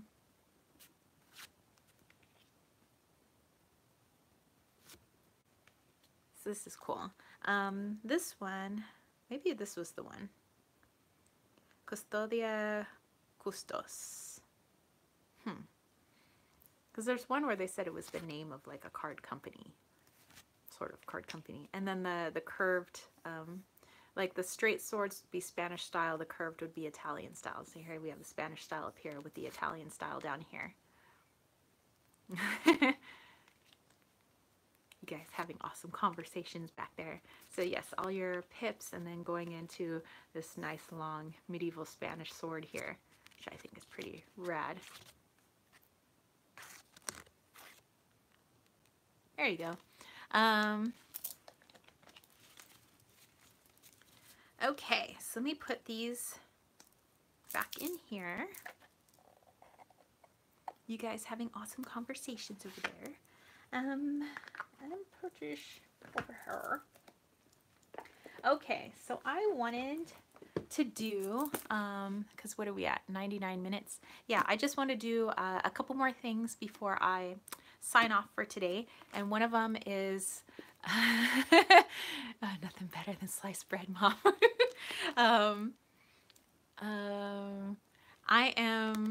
I want to do today's date from the 365 tarot spread. So do like a little spread for us today. And then how many people we got in the room? 9. I think I could pull a card for everyone, do a little energy at the end, and call it a day. Oh, and I'll make sure that you guys go see Wally. Okay, so let's look up May 12th. What is our spread for May 12th? Again, this is by Sasha Graham, in case you guys are interested. Okay, the Mother's Day spread. Mothers in the 1700s gave birth to an average of 7 to 10 children. Wow. Wow. I know that when I was digging through my family history, and I heard this from my Nana as well, my great-great-grandmother on her mother's side had 20 kids. I mean, 5 of them didn't survive, but 20 kids, like, oh, oh my gosh. In the 1950s, they averaged 3.5 children. How do you get a half a child? Anyway, and today's moms average 2 children. A mother changes 7,300 diapers by the time her baby turns 2, and no mother could be described as average. The Empress represents the archetypal mother figure, while the Queens represent mothers you'd meet on a day-to-day basis. The Queen of Pentacles represents a chef, decorator, gardener, and crafter type of homemaker. Green Owl said one of my father-in-laws was the oldest of 18. Oh my gosh, yeah. I mean, and I think on my mom's side, from Ireland, I think the most they had was like 15 kids, and still that's like, I'm like, 15.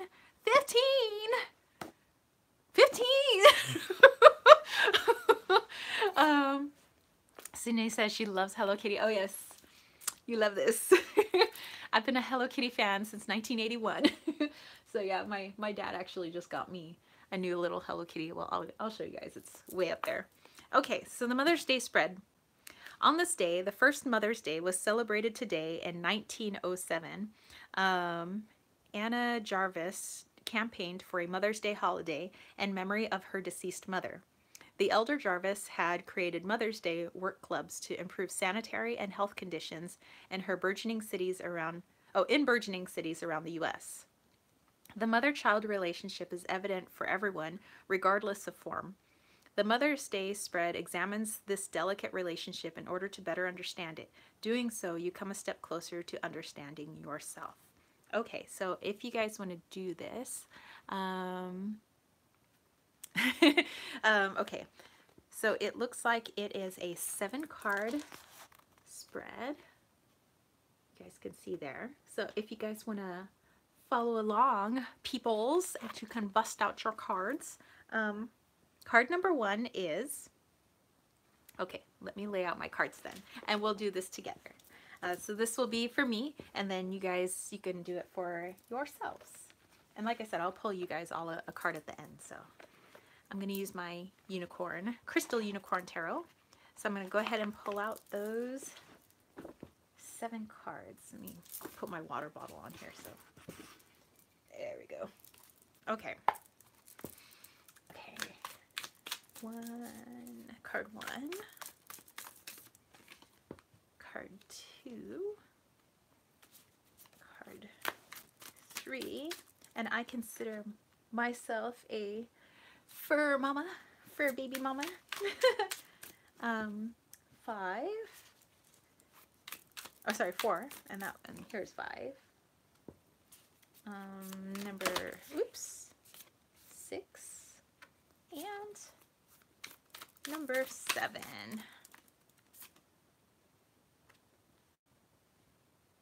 Okay.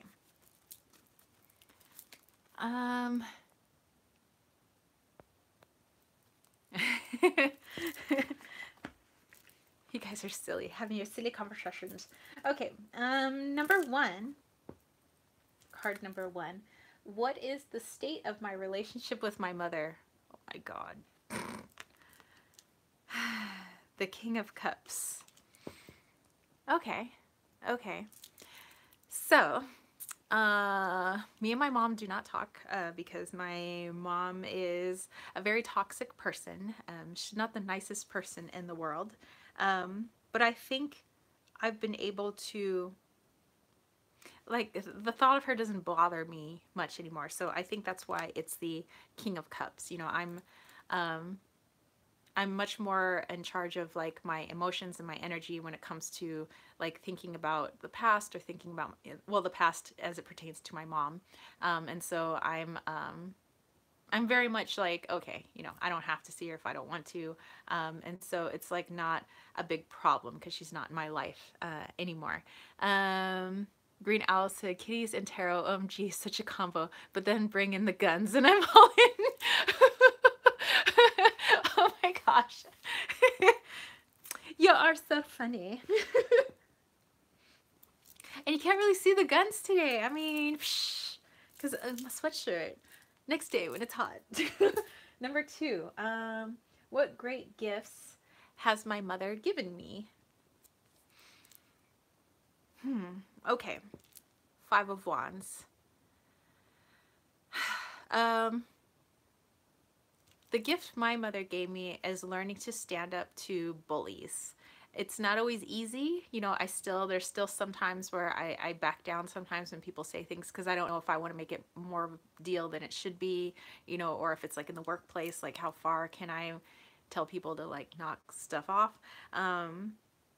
But I think, you know, with my mom being a huge bully, you know, I learned to stand up to her and, you know, be like, you know, I don't have to talk to somebody who talks to me this way. Like I don't deserve that. So, you know, until you can learn to speak like an adult and talk to me with respect, then, you know, I won't talk to you. But so until then, you know. So yes, I think the gift that my mother gave me was learning how to be respectful of myself and, you know, how people talk to me and treat me. Number 3, what great challenge does my mother offer me?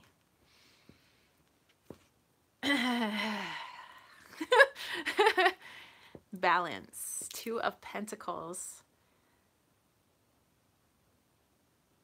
So I think that's kind of what I was talking about with the whole, like, you know, when do I, like, how far do I go to tell people to like bugger off, and like how much do I reel it in, or how, like when do I like let it go, and you know. So I think that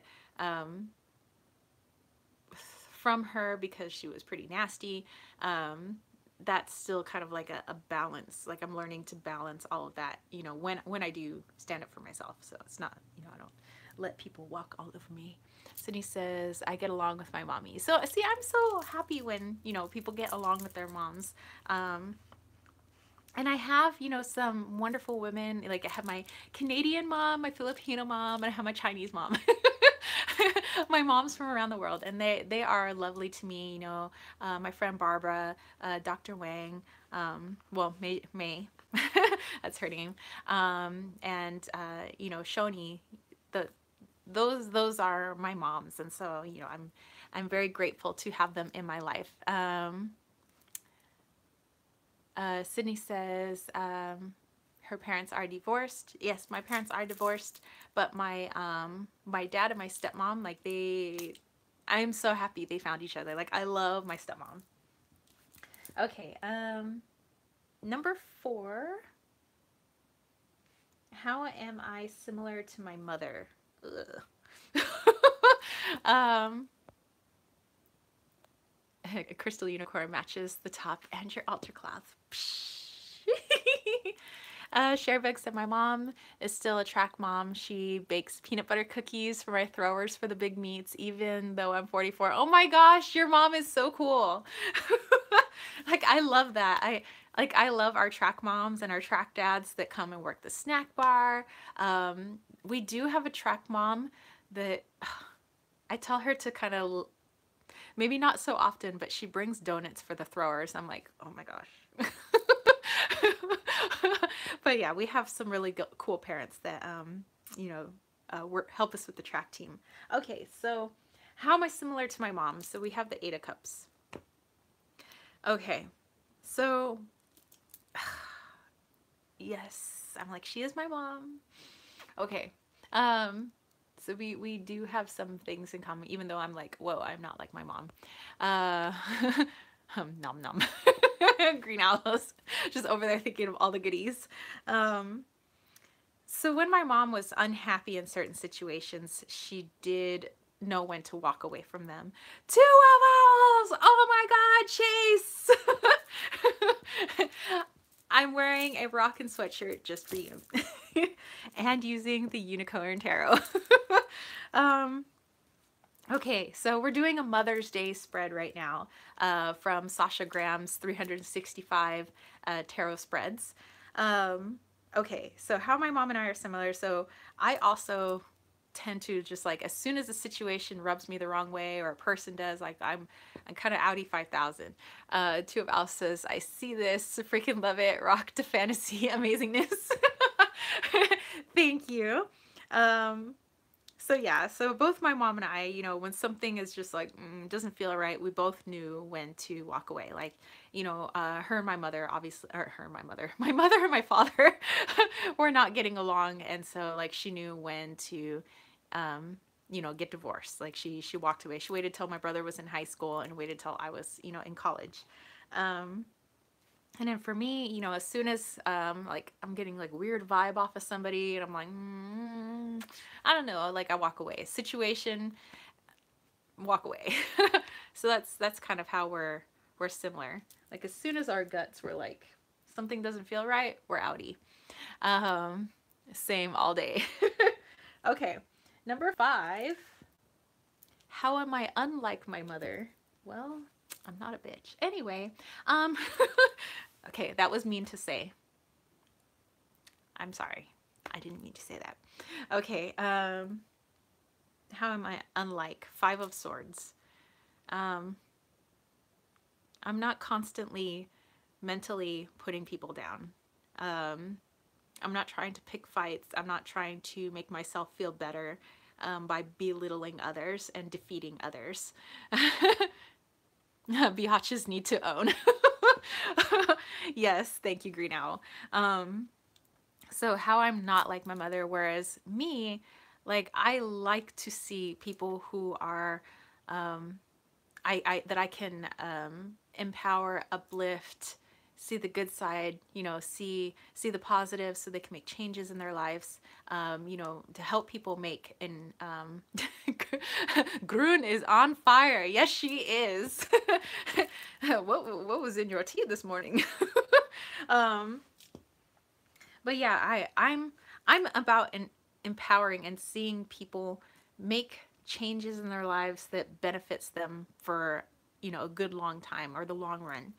Whereas my mom is about short, instant gratification, feeling good for the moment that you put somebody down, or you know, things like that. Where my mom, I mean, I was always like a really skinny kid. Like my dad would call me stork legs. Like I was such a skinny kid, but my mom would tell me like all the time that I was fat and I was ugly and how she was so much prettier than me when she was my age. And she was in constant competition with me and she saw me as a threat. She didn't see me as her daughter. She saw me as a threat. And so her way to feel better about herself would be to point out my flaws and tell me that I'm not smart at certain things, that, you know, boys will never like me, that I'll never make it, you know, things like that. And so for me, that just gave me motivation to do so much harder at it, like work so much harder at the things I did. So it's like her put downs kind of like aided in my success. um, but yeah, so that's how we are dissimilar. Okay. Um, Number 6. How do I define myself in comparison to her? Okay, so how do I define myself in comparison to my mother? Knight of Wands. Okay. So since I saw my mother as somebody who was just like, I don't know, like, I don't know. When I think of my mom, okay, you guys know Star Wars, right? I think Jabba the Hutt as this like mean guy that just kind of sits there, doesn't do much, and just like imprisons people, makes fun of people, and, you know, just is just a big negative space, you know. And so how I always define myself was saying, I want to be the opposite of my mother. I want to be the opposite of that. I don't want to chain people to be my friends or to put people down. I want to, you know, have people just like move forward. I want to move forward. I want to get out of San Diego. You're out Chula Vista. I want to, you know, I was, you know, having her, I always wanted to be the opposite, her opposite. I always wanted to like get out and explore, meet new people, see new points of view, you know, whereas she wanted to be in her own little narrow world. And so how I define myself in comparison to her is like, I see myself as somebody who is her opposite. You know, I've always wanted to be her opposite. I always saw as whatever she did as being negative and not something I aspired to be. You know, I wanted to see what the world had to offer. Okay, number 7, and this is our last card. How can I best honor our relationship? Ooh, this is a triggering spread. Okay, honoring our relationship. Seven of Pentacles. Okay, I get that. So, if, you know, my mother, you know, I don't wish any ill on my mom. Like you know, I don't like wish something bad happens to her, you know, because she still has my half sister. My half sister is 14. Yeah, my half sister's 14. Like there's still a little girl that depends on her, that lives in her home, you know, so I don't want anything bad to happen to her. I want my mother to find healing. I want my mom not to be able to, you know, not to be able to feel bad about herself saying, oh, all these people are hurt, but I want her to know that what she says has an effect on others. I want her to maybe realize that she could help herself so much more by putting positivity instead of negativity out into the world. I want her to find help. You know, I want her to find healing within herself. I think that if she could love herself, and because I know my mom struggled with like depression and low self-esteem and bipolar disorder, that I know that if she could love herself and love the person that she sees in the mirror, there's no way she could be mean to anybody else. So that's what I wish for my mom is, you know, and so I give that time. Like, I don't see her as a lost cause. I see that maybe at some point, you know, my my parents are very different in age. You know, my dad's 78, my mother's 58. And, you know, it's just going to be time. You know, I think my mom just needs some time to maybe grow up, become an adult, become a mother, a true mother. And if and when that time comes, where she is finding healing for herself, being proactive about it, and wants to come back and have an actual real relationship with her daughter and her son, then yes, yes. Okay, so I'm sorry, let me go back and look at your comments. Greenhouse said, a huge respect and hugs. Thank you. Plant in the ground like fertilizer. Yes. To boost new growth. Yeah, oh yeah. Yeah, plant it in the ground like fertilizer to boost new growth. And then Sydney, yes, we will get to see Wally. I just kind of wanted to do this spread and then want to pull a few cards for you guys. Sharebed said, sadly, not every person has the coping mechanics or insight to self-heal. Well, that's what I'm saying. You know, if and when. You know, if that happens, if that ever happens, and she wants to come back and you know, we probably won't have the, you know, cuddly mom-daughter relationship that I kind of always wanted. But you know, we could have a relationship, you know, get to know each other. Then I wouldn't mind working with her through that if she was willing to work and help herself, you know. So if that day comes, great. If it doesn't, you know, I can't sit around pissed at life because I didn't get the mother that I wanted, because then that's like destroying my own life. And I'm like, well, why would I punish myself because somebody else doesn't have their shit together, you know? So yeah, that's how I see things now. New Age Genetic says, I think we'll see Wally later when he says goodbye. Oh yeah. Yeah, so whew. Yes, we will definitely see Wally later. I do want to pull some cards for you guys. And maybe I'll take you guys in the other room where there's a little bit more lights. I will have some water because reading cards makes me thirsty.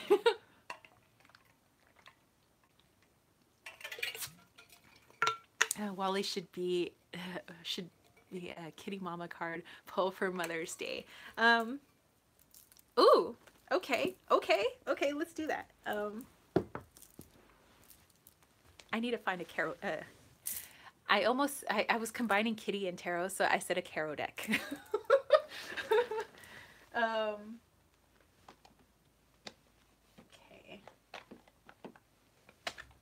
Hold this one. Sorry, I have all my decks in here. Okay. Ooh, let's use my Pookie cat. Yeah, yas. Okay, and then I'll pull a card for you guys and we'll go where Wally is so that, well, so you guys can hang out with Wally and because it's a little more brightly lit. Okay. Wally's card for Mother's Day. So here's the deck. This is Pookie Cat. So, oh, and I'll pull one for my other fur baby, Presley, who's passed away. But Presley's always in this house. So one from Wally and one from Presley for Mother's Day, for Mama's Day, for baby Mama's Day.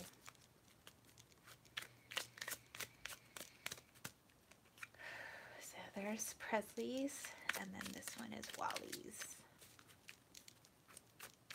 Oh gosh, maybe I should just pull from all the animals I had. Well, Precious ended up being because I used to have a dog too. I used to have a little Maltese back in the day.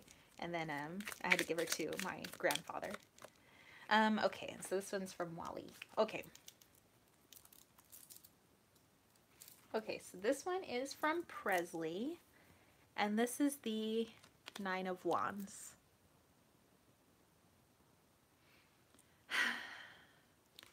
Presley, always our rock.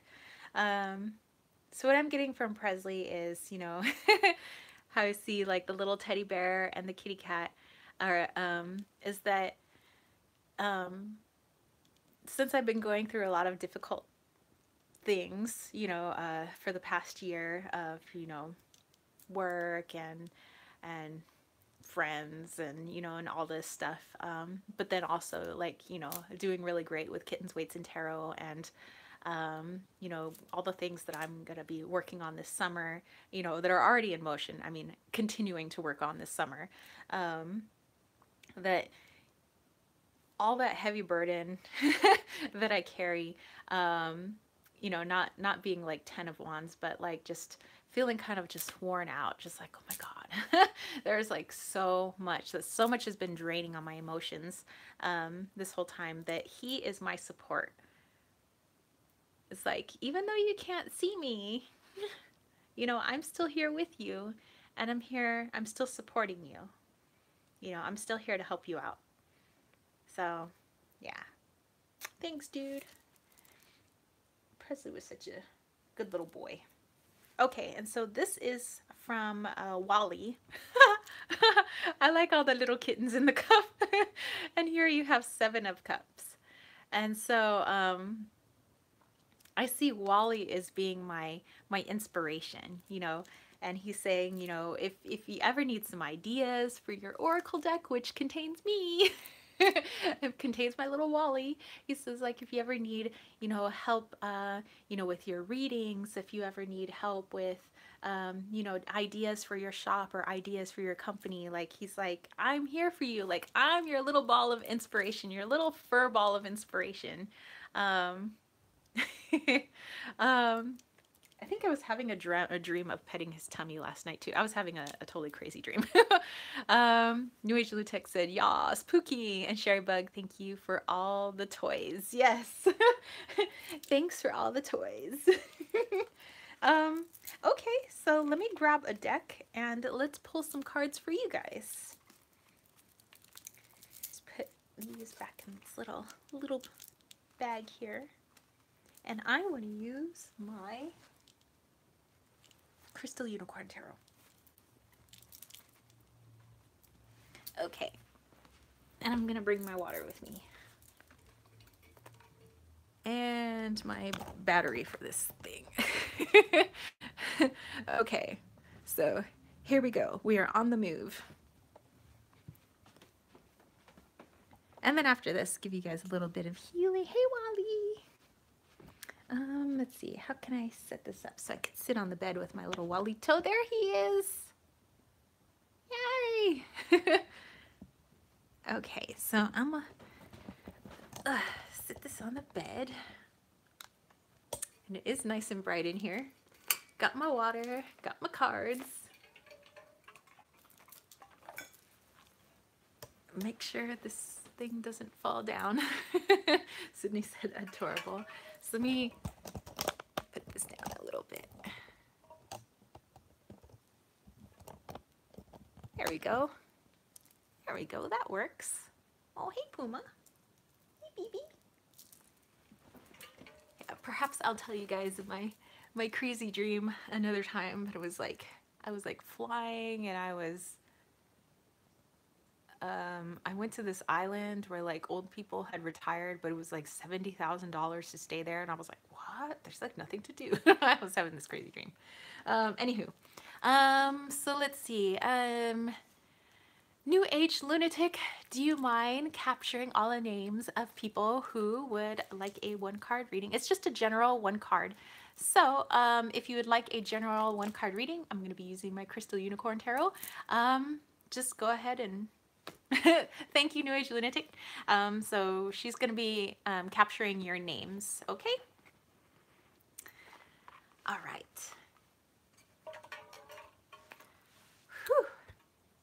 Sorry, having a heart thing. Give myself a second. My heart's skipping.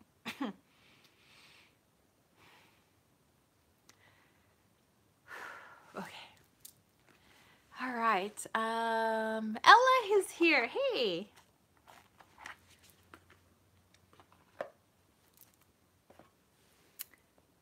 Okay. Okay. Okay, so New Age Lunatic, who is first? Oops.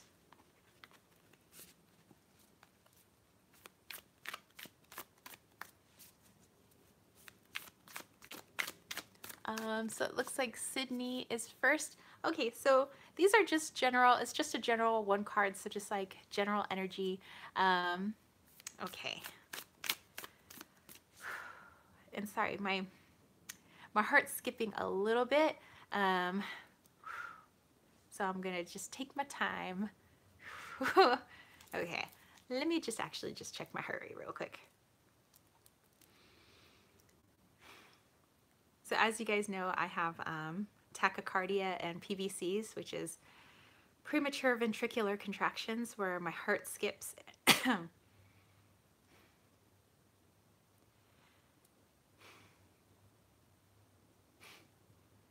It's at 111 beats a minute. I find it kind of funny, but also, I mean, it's tachycardia. But 111. Anyway, okay. Sydney.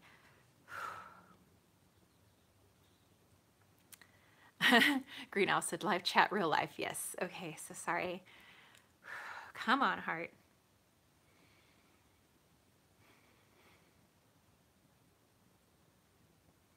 Okay, so I usually like to think of see if any images or sounds come to mind before I pull a card. So Sydney, tapping into you.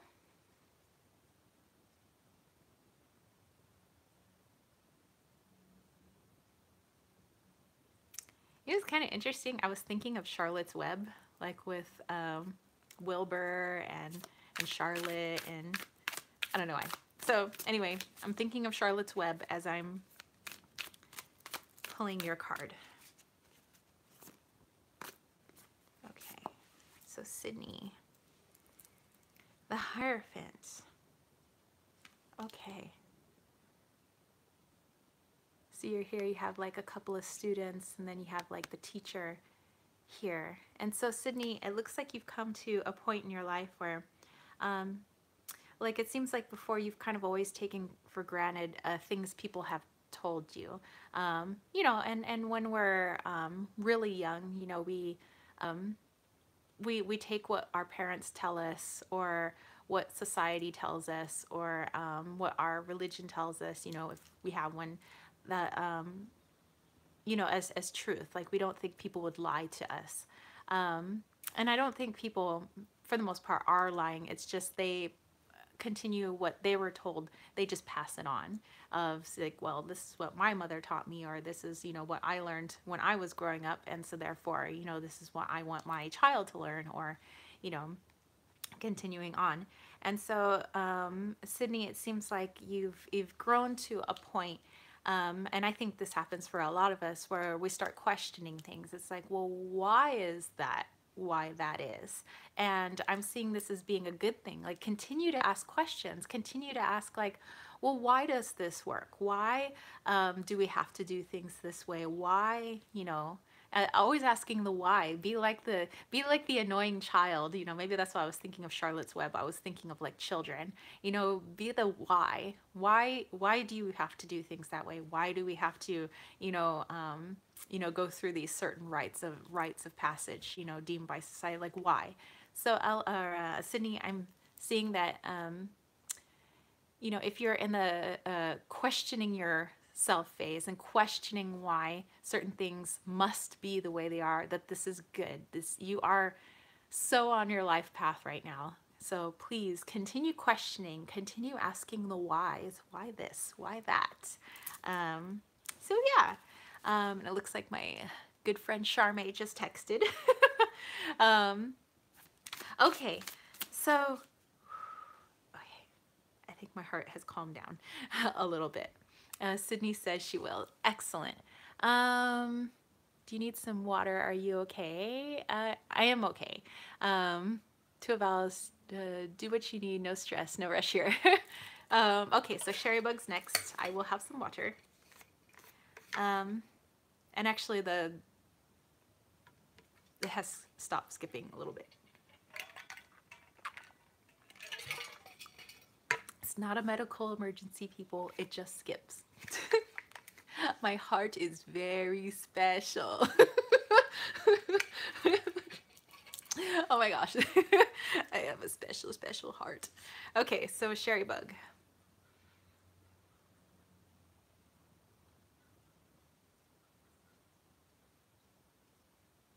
Okay, Sherry Bug, I was seeing Mary Poppins singing, these are a few of my favorite things.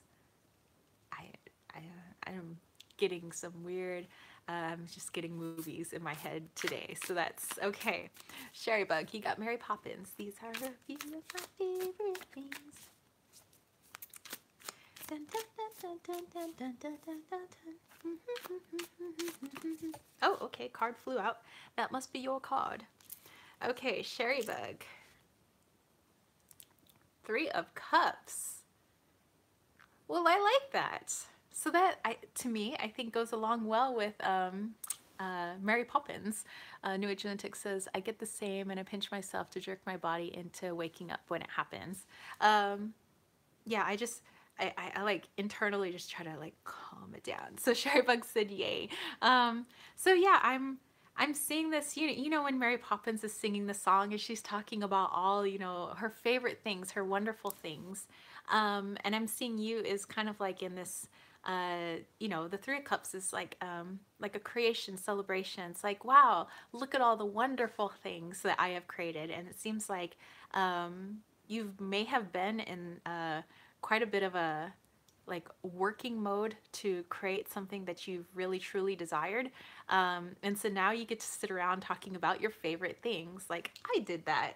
These are a few of my favorite things. And so I congratulate you, Sherry Bug, on whatever accomplishments have as of late been coming true for you, because you've worked really hard, and you've put, you know, the time, the mental energy, the physical energy into it.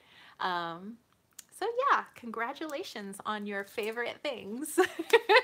So Sherry Bug said, so accurate. Well, you are welcome. All right, who's next? More water. Okay, if anyone else would like a card after Ella Moriale, please give me a shout out. All right, so Ella is next. Okay.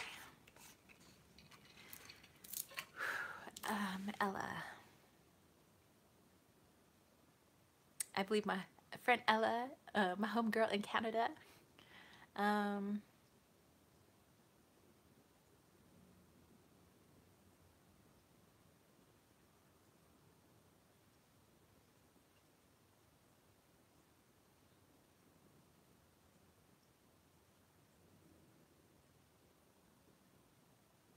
Okay, so Ella, what I was seeing for you was like a group of elephants, and they were all kind of like flapping their ears. But they had all like kind of put their, not holding each other's trunks, but had kind of all put their trunks down. Like, you know, if like there was four or five elephants, you know, all their trunks are like together. So like all trunks connected. So not quite sure what that means yet, but let's go ahead and pull your card. So like you could think of elephants is Ganesha, you know,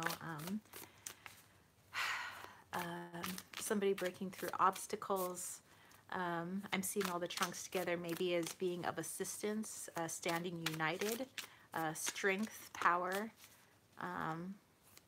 but also wisdom. You think of wisdom when you think of elephants. Okay. Is this your card? I'm going to shuffle it again because that was maybe too many cards. Okay, that's your card. Interesting. Okay. So it's the Devil card. Don't get freaked out because it's the Devil card. Remember, it doesn't mean that there's an actual devil. It's just like attachments to things. And so that's interesting that I would see all the trunks of the elephants, you know, together. And here, you know, you see like the chains like together to one single point.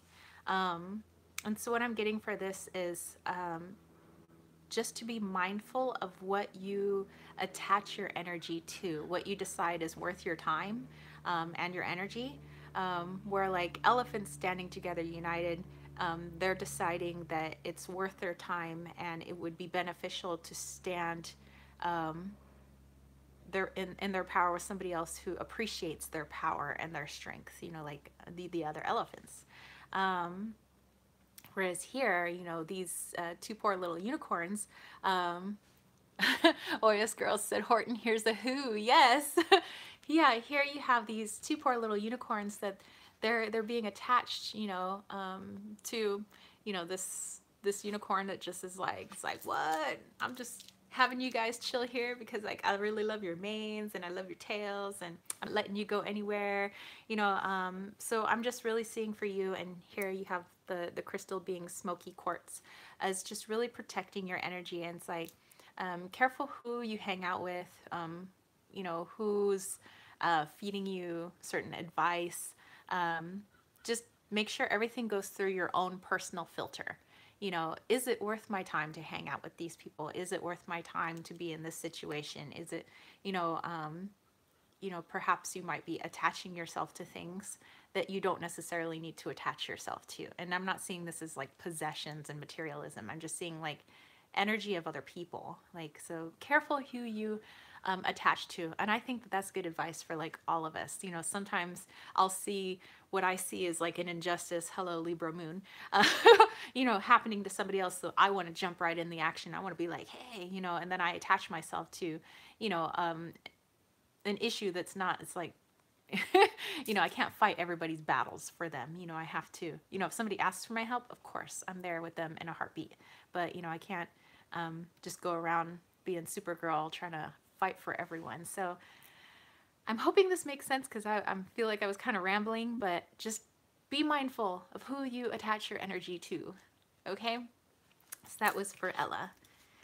All right. Anybody else? So remember, after this, I'm just going to send you guys off with some energy. Ella said, yes, this is totally something that I have been trying to work on. Well, I'm glad that resonated with you. Oh, yes, girl. All right. So Queen Offset.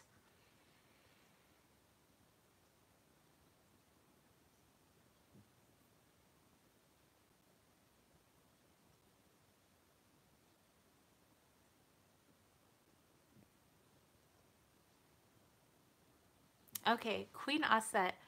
It was very interesting because I felt like I was seeing you. Like, I know what you look like because I watch your videos. And I love your videos, by the way. But it felt like you were in the room with me and you were wearing this beautiful like amethyst necklace, and you kept showing me the amethyst. You kept saying, do you need the amethyst? And like you're wearing all black to like somehow make this beautiful, it was like a big piece of amethyst stand out on your clothes. And you kept saying like, do you need the amethyst? So very interesting. You know, I saw you and an amethyst intuition. Interesting. Okay, so let's pull you a card, Queen Offset. Let's see how that, what I was seeing translates to a card. This big amethyst chunk. Well, I also see as amethyst is protective as well. And then if you were all dressed in black, I see that as protective. So maybe you're talking about energy protection. You know, when you're accessing your intuition, just energy protection. Interesting. Okay, let's pull your card.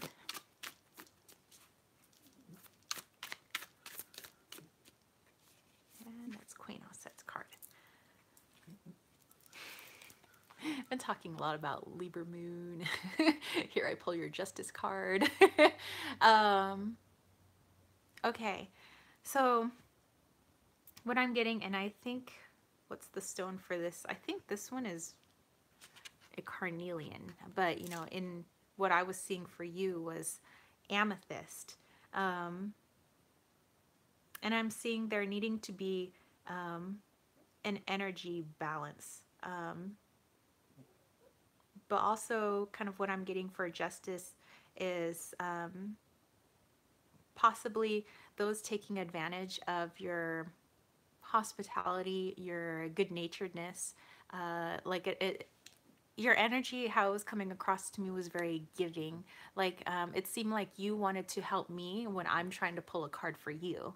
Like, you know, where you're like, do you need the amethyst? Like, do you need my help? Do you need my intuition? Do you need my protective, like it almost felt like, you know, like protective mother. Like, do you need that protective energy? And in my brain, I'm like, I'm pulling a card for you. I'm trying to help you.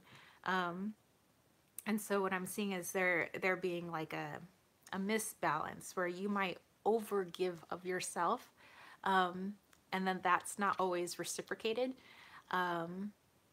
And that I do see you as needing to maybe protect your energy, protect your physical self a little bit more from those people who want to take advantage. And I'm not saying people are bad people where they're like, we're going to take advantage of Queen Offset now. No, it's more like Oh, well, I love the feeling that, um, Kathleen said she would like to try it out. She that you they love the feeling of your energy. You know, what you give, it feels really good to them, so they want more of that. So through the Justice card, what I'm seeing is just more of boundaries, more of knowing when it's too much, like you've given too much, or you are doing too much for someone else when they could be doing for themselves, so they can learn their lessons. So yeah, Queen Osset, let me know if that resonates with you for justice. So yeah, definitely protecting your boundaries, especially when it comes to like intuition and using your beautiful gifts and all that you have to give. And knowing when you don't always have to be the giver all the time. It's okay to be the receiver sometimes, the receiver of energy, the receiver of good love, or receiver of healing energy. You don't always have to be the person giving. So gotta keep those scales in balance. Okay, all right. So after Oyascuro, Queen Aset, was there anybody else? And I will have some more water. Wally's gonna continue snoring.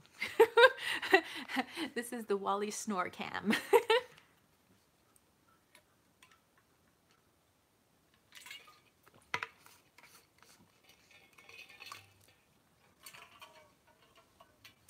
Okay. Um, all right, so was that everyone? Or are we gonna pull a card for Kathleen Walsh? Oh, Kathleen. Okay. Oyas Girl said yes, working on the boundaries and allowing myself to receive. Carnelian is my go-to crystal. All right, awesome. Um, okay, Kathleen. So let's see, any images for you?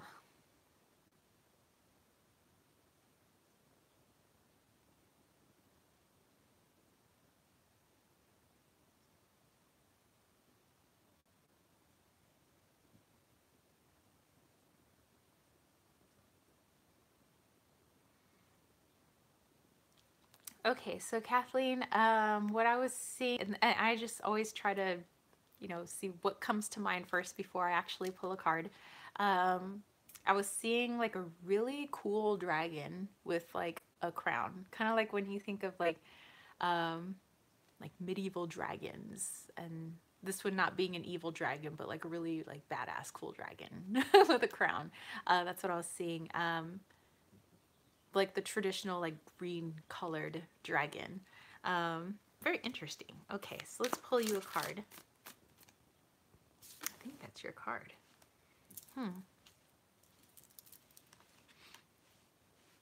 Okay, and here we have the Seven of Swords. Okay, so the way the dragon had looked at me, it was like it was staring me right in the eyes. Like, I see you, I see what you're doing.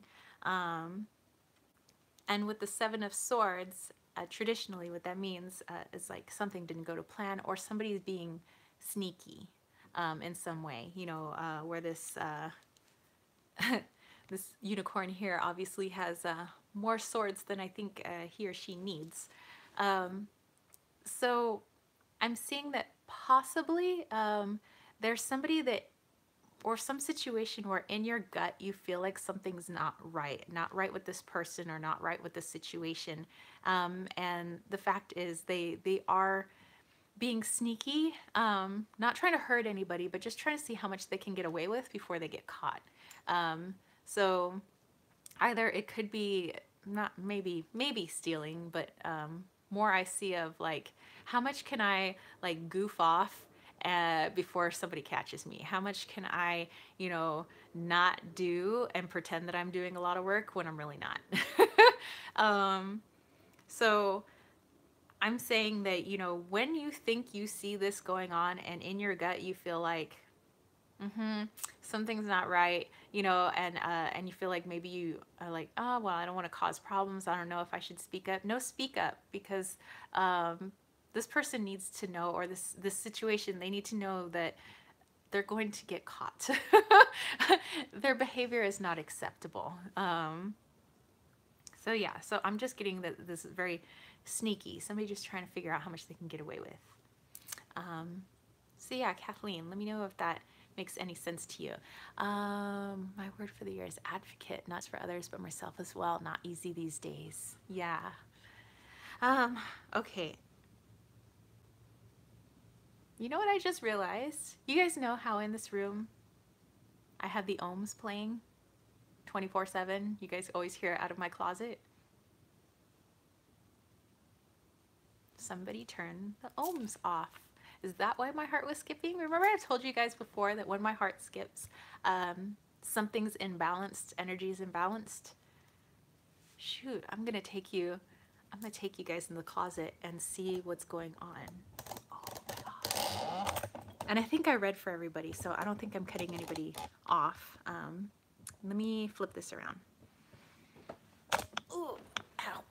Sorry, I'm getting off the bed. Ow, I just hit my hand. Yep. Sorry, closet's messy. Do you guys see that? That's what happens when the spirits turn the ohms off. It pauses.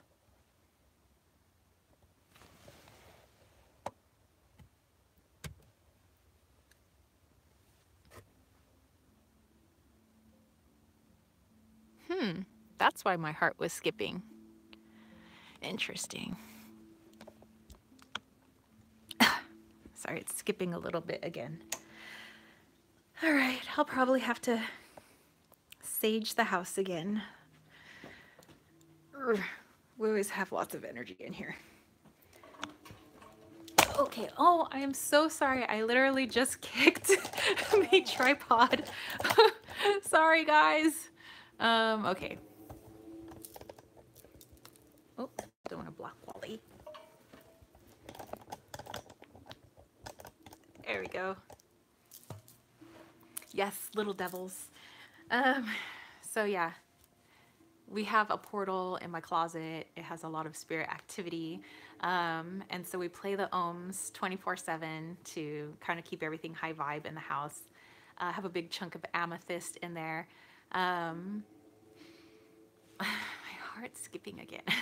So usually when my heart skips a lot, I mean, it naturally does because it's got PVCs, but it's like the energy is not right in the area. Like it could be heavy spirits. So I'm going to be shading my house and clearing my house after this video. So let's go ahead and do a energy healing for you guys. You could stick around for it. What I do is I just pull mostly from earth energy because that's what I connect with, and then I pull down some source energy. Get my boyfriend's laundry out of the way. There we go. But yeah, I always push through my heart chakra. That's where I work most, is with my heart. Kathleen said, thank you so much. I totally connect with the dragon energy, and I think on the rest of the reading, it feels like a powerful message to be aware of. Well, I'm glad that worked for you. And Oyas, maybe that's why I was giving you the amethyst. My heart has been racing as well. Interesting. Yeah, because there's amethyst that I keep in the closet to keep it high vibe and protective. Oh yes, girl, we'd be working back and forth here. Okay. So yes, so if you guys would like that energy healing, like I said, I pull through the earth, and then I pull through source energy, and I push through my heart and through my hands, and then I just send you guys just a general good feeling, you know, to anybody who's open to receiving it. So if you don't wish to receive it, obviously it won't come to you. So you don't have to have it, and it's not going to hurt my feelings. So, you know, and you guys don't have to be laying down or in a meditative state for this. You can go about your day. You know, if you're taking a shower like New Age Lunatic was, you can receive it in the shower. You can receive it, you know, laying on your bed. You can receive it doing the dishes, and maybe you guys just like to listen to YouTube videos while you drive. That's kind of what I like to do. I'm not watching my videos while I drive. I'm listening to YouTube videos while I drive. You know, then, you know, you could do that. And Green Owl says, I need a noggin unscrambling. Well, then hopefully I send you some noggin unscramblings. Okay, here we go. So stick around. Otherwise, I wish you a wonderful Saturday.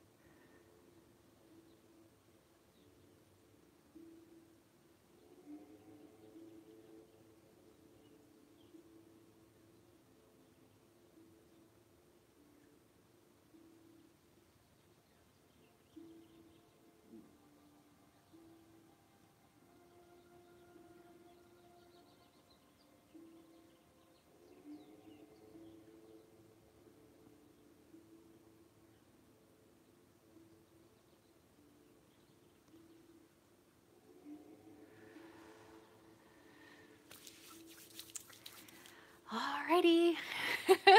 Well, that was a very interesting. I always love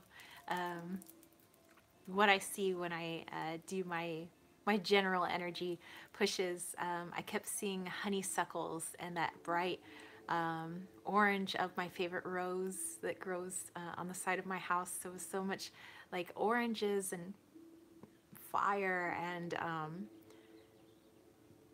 like fun, like summer energy. But definitely lots of honeysuckle.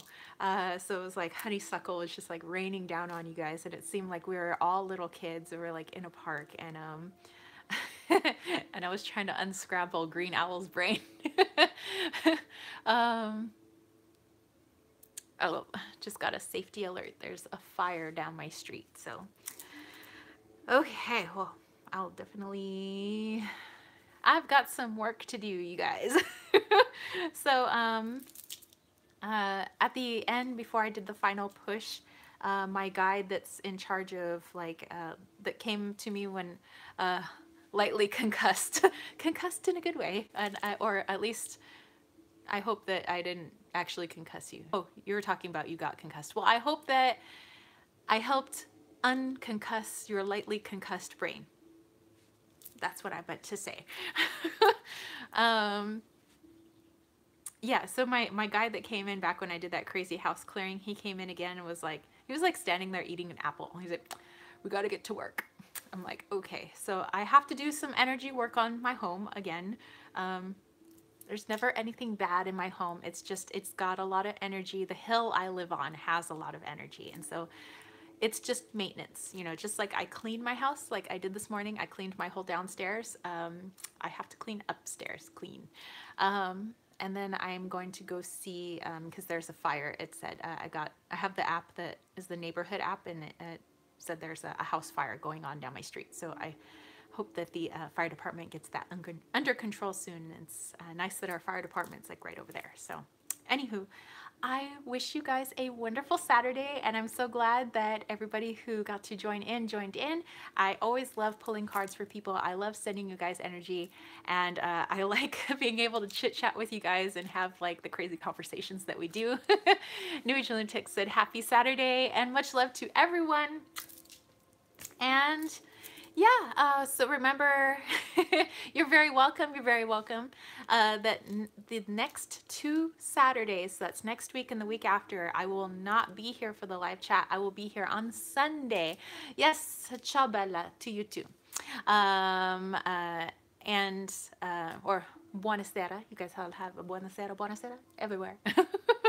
um, so yeah, Sundays, next 2 Sundays will be the live chat, same time, like 10:30 ish. Just because my girl, my high jumper, is gonna be jumping at CIF prelims and CIF finals on Saturday.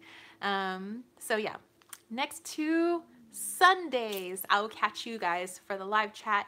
You guys have a wonderful Saturday. Much love and healing and blessings to you guys, and peace, love, and chicken grease. Peace out. See you guys.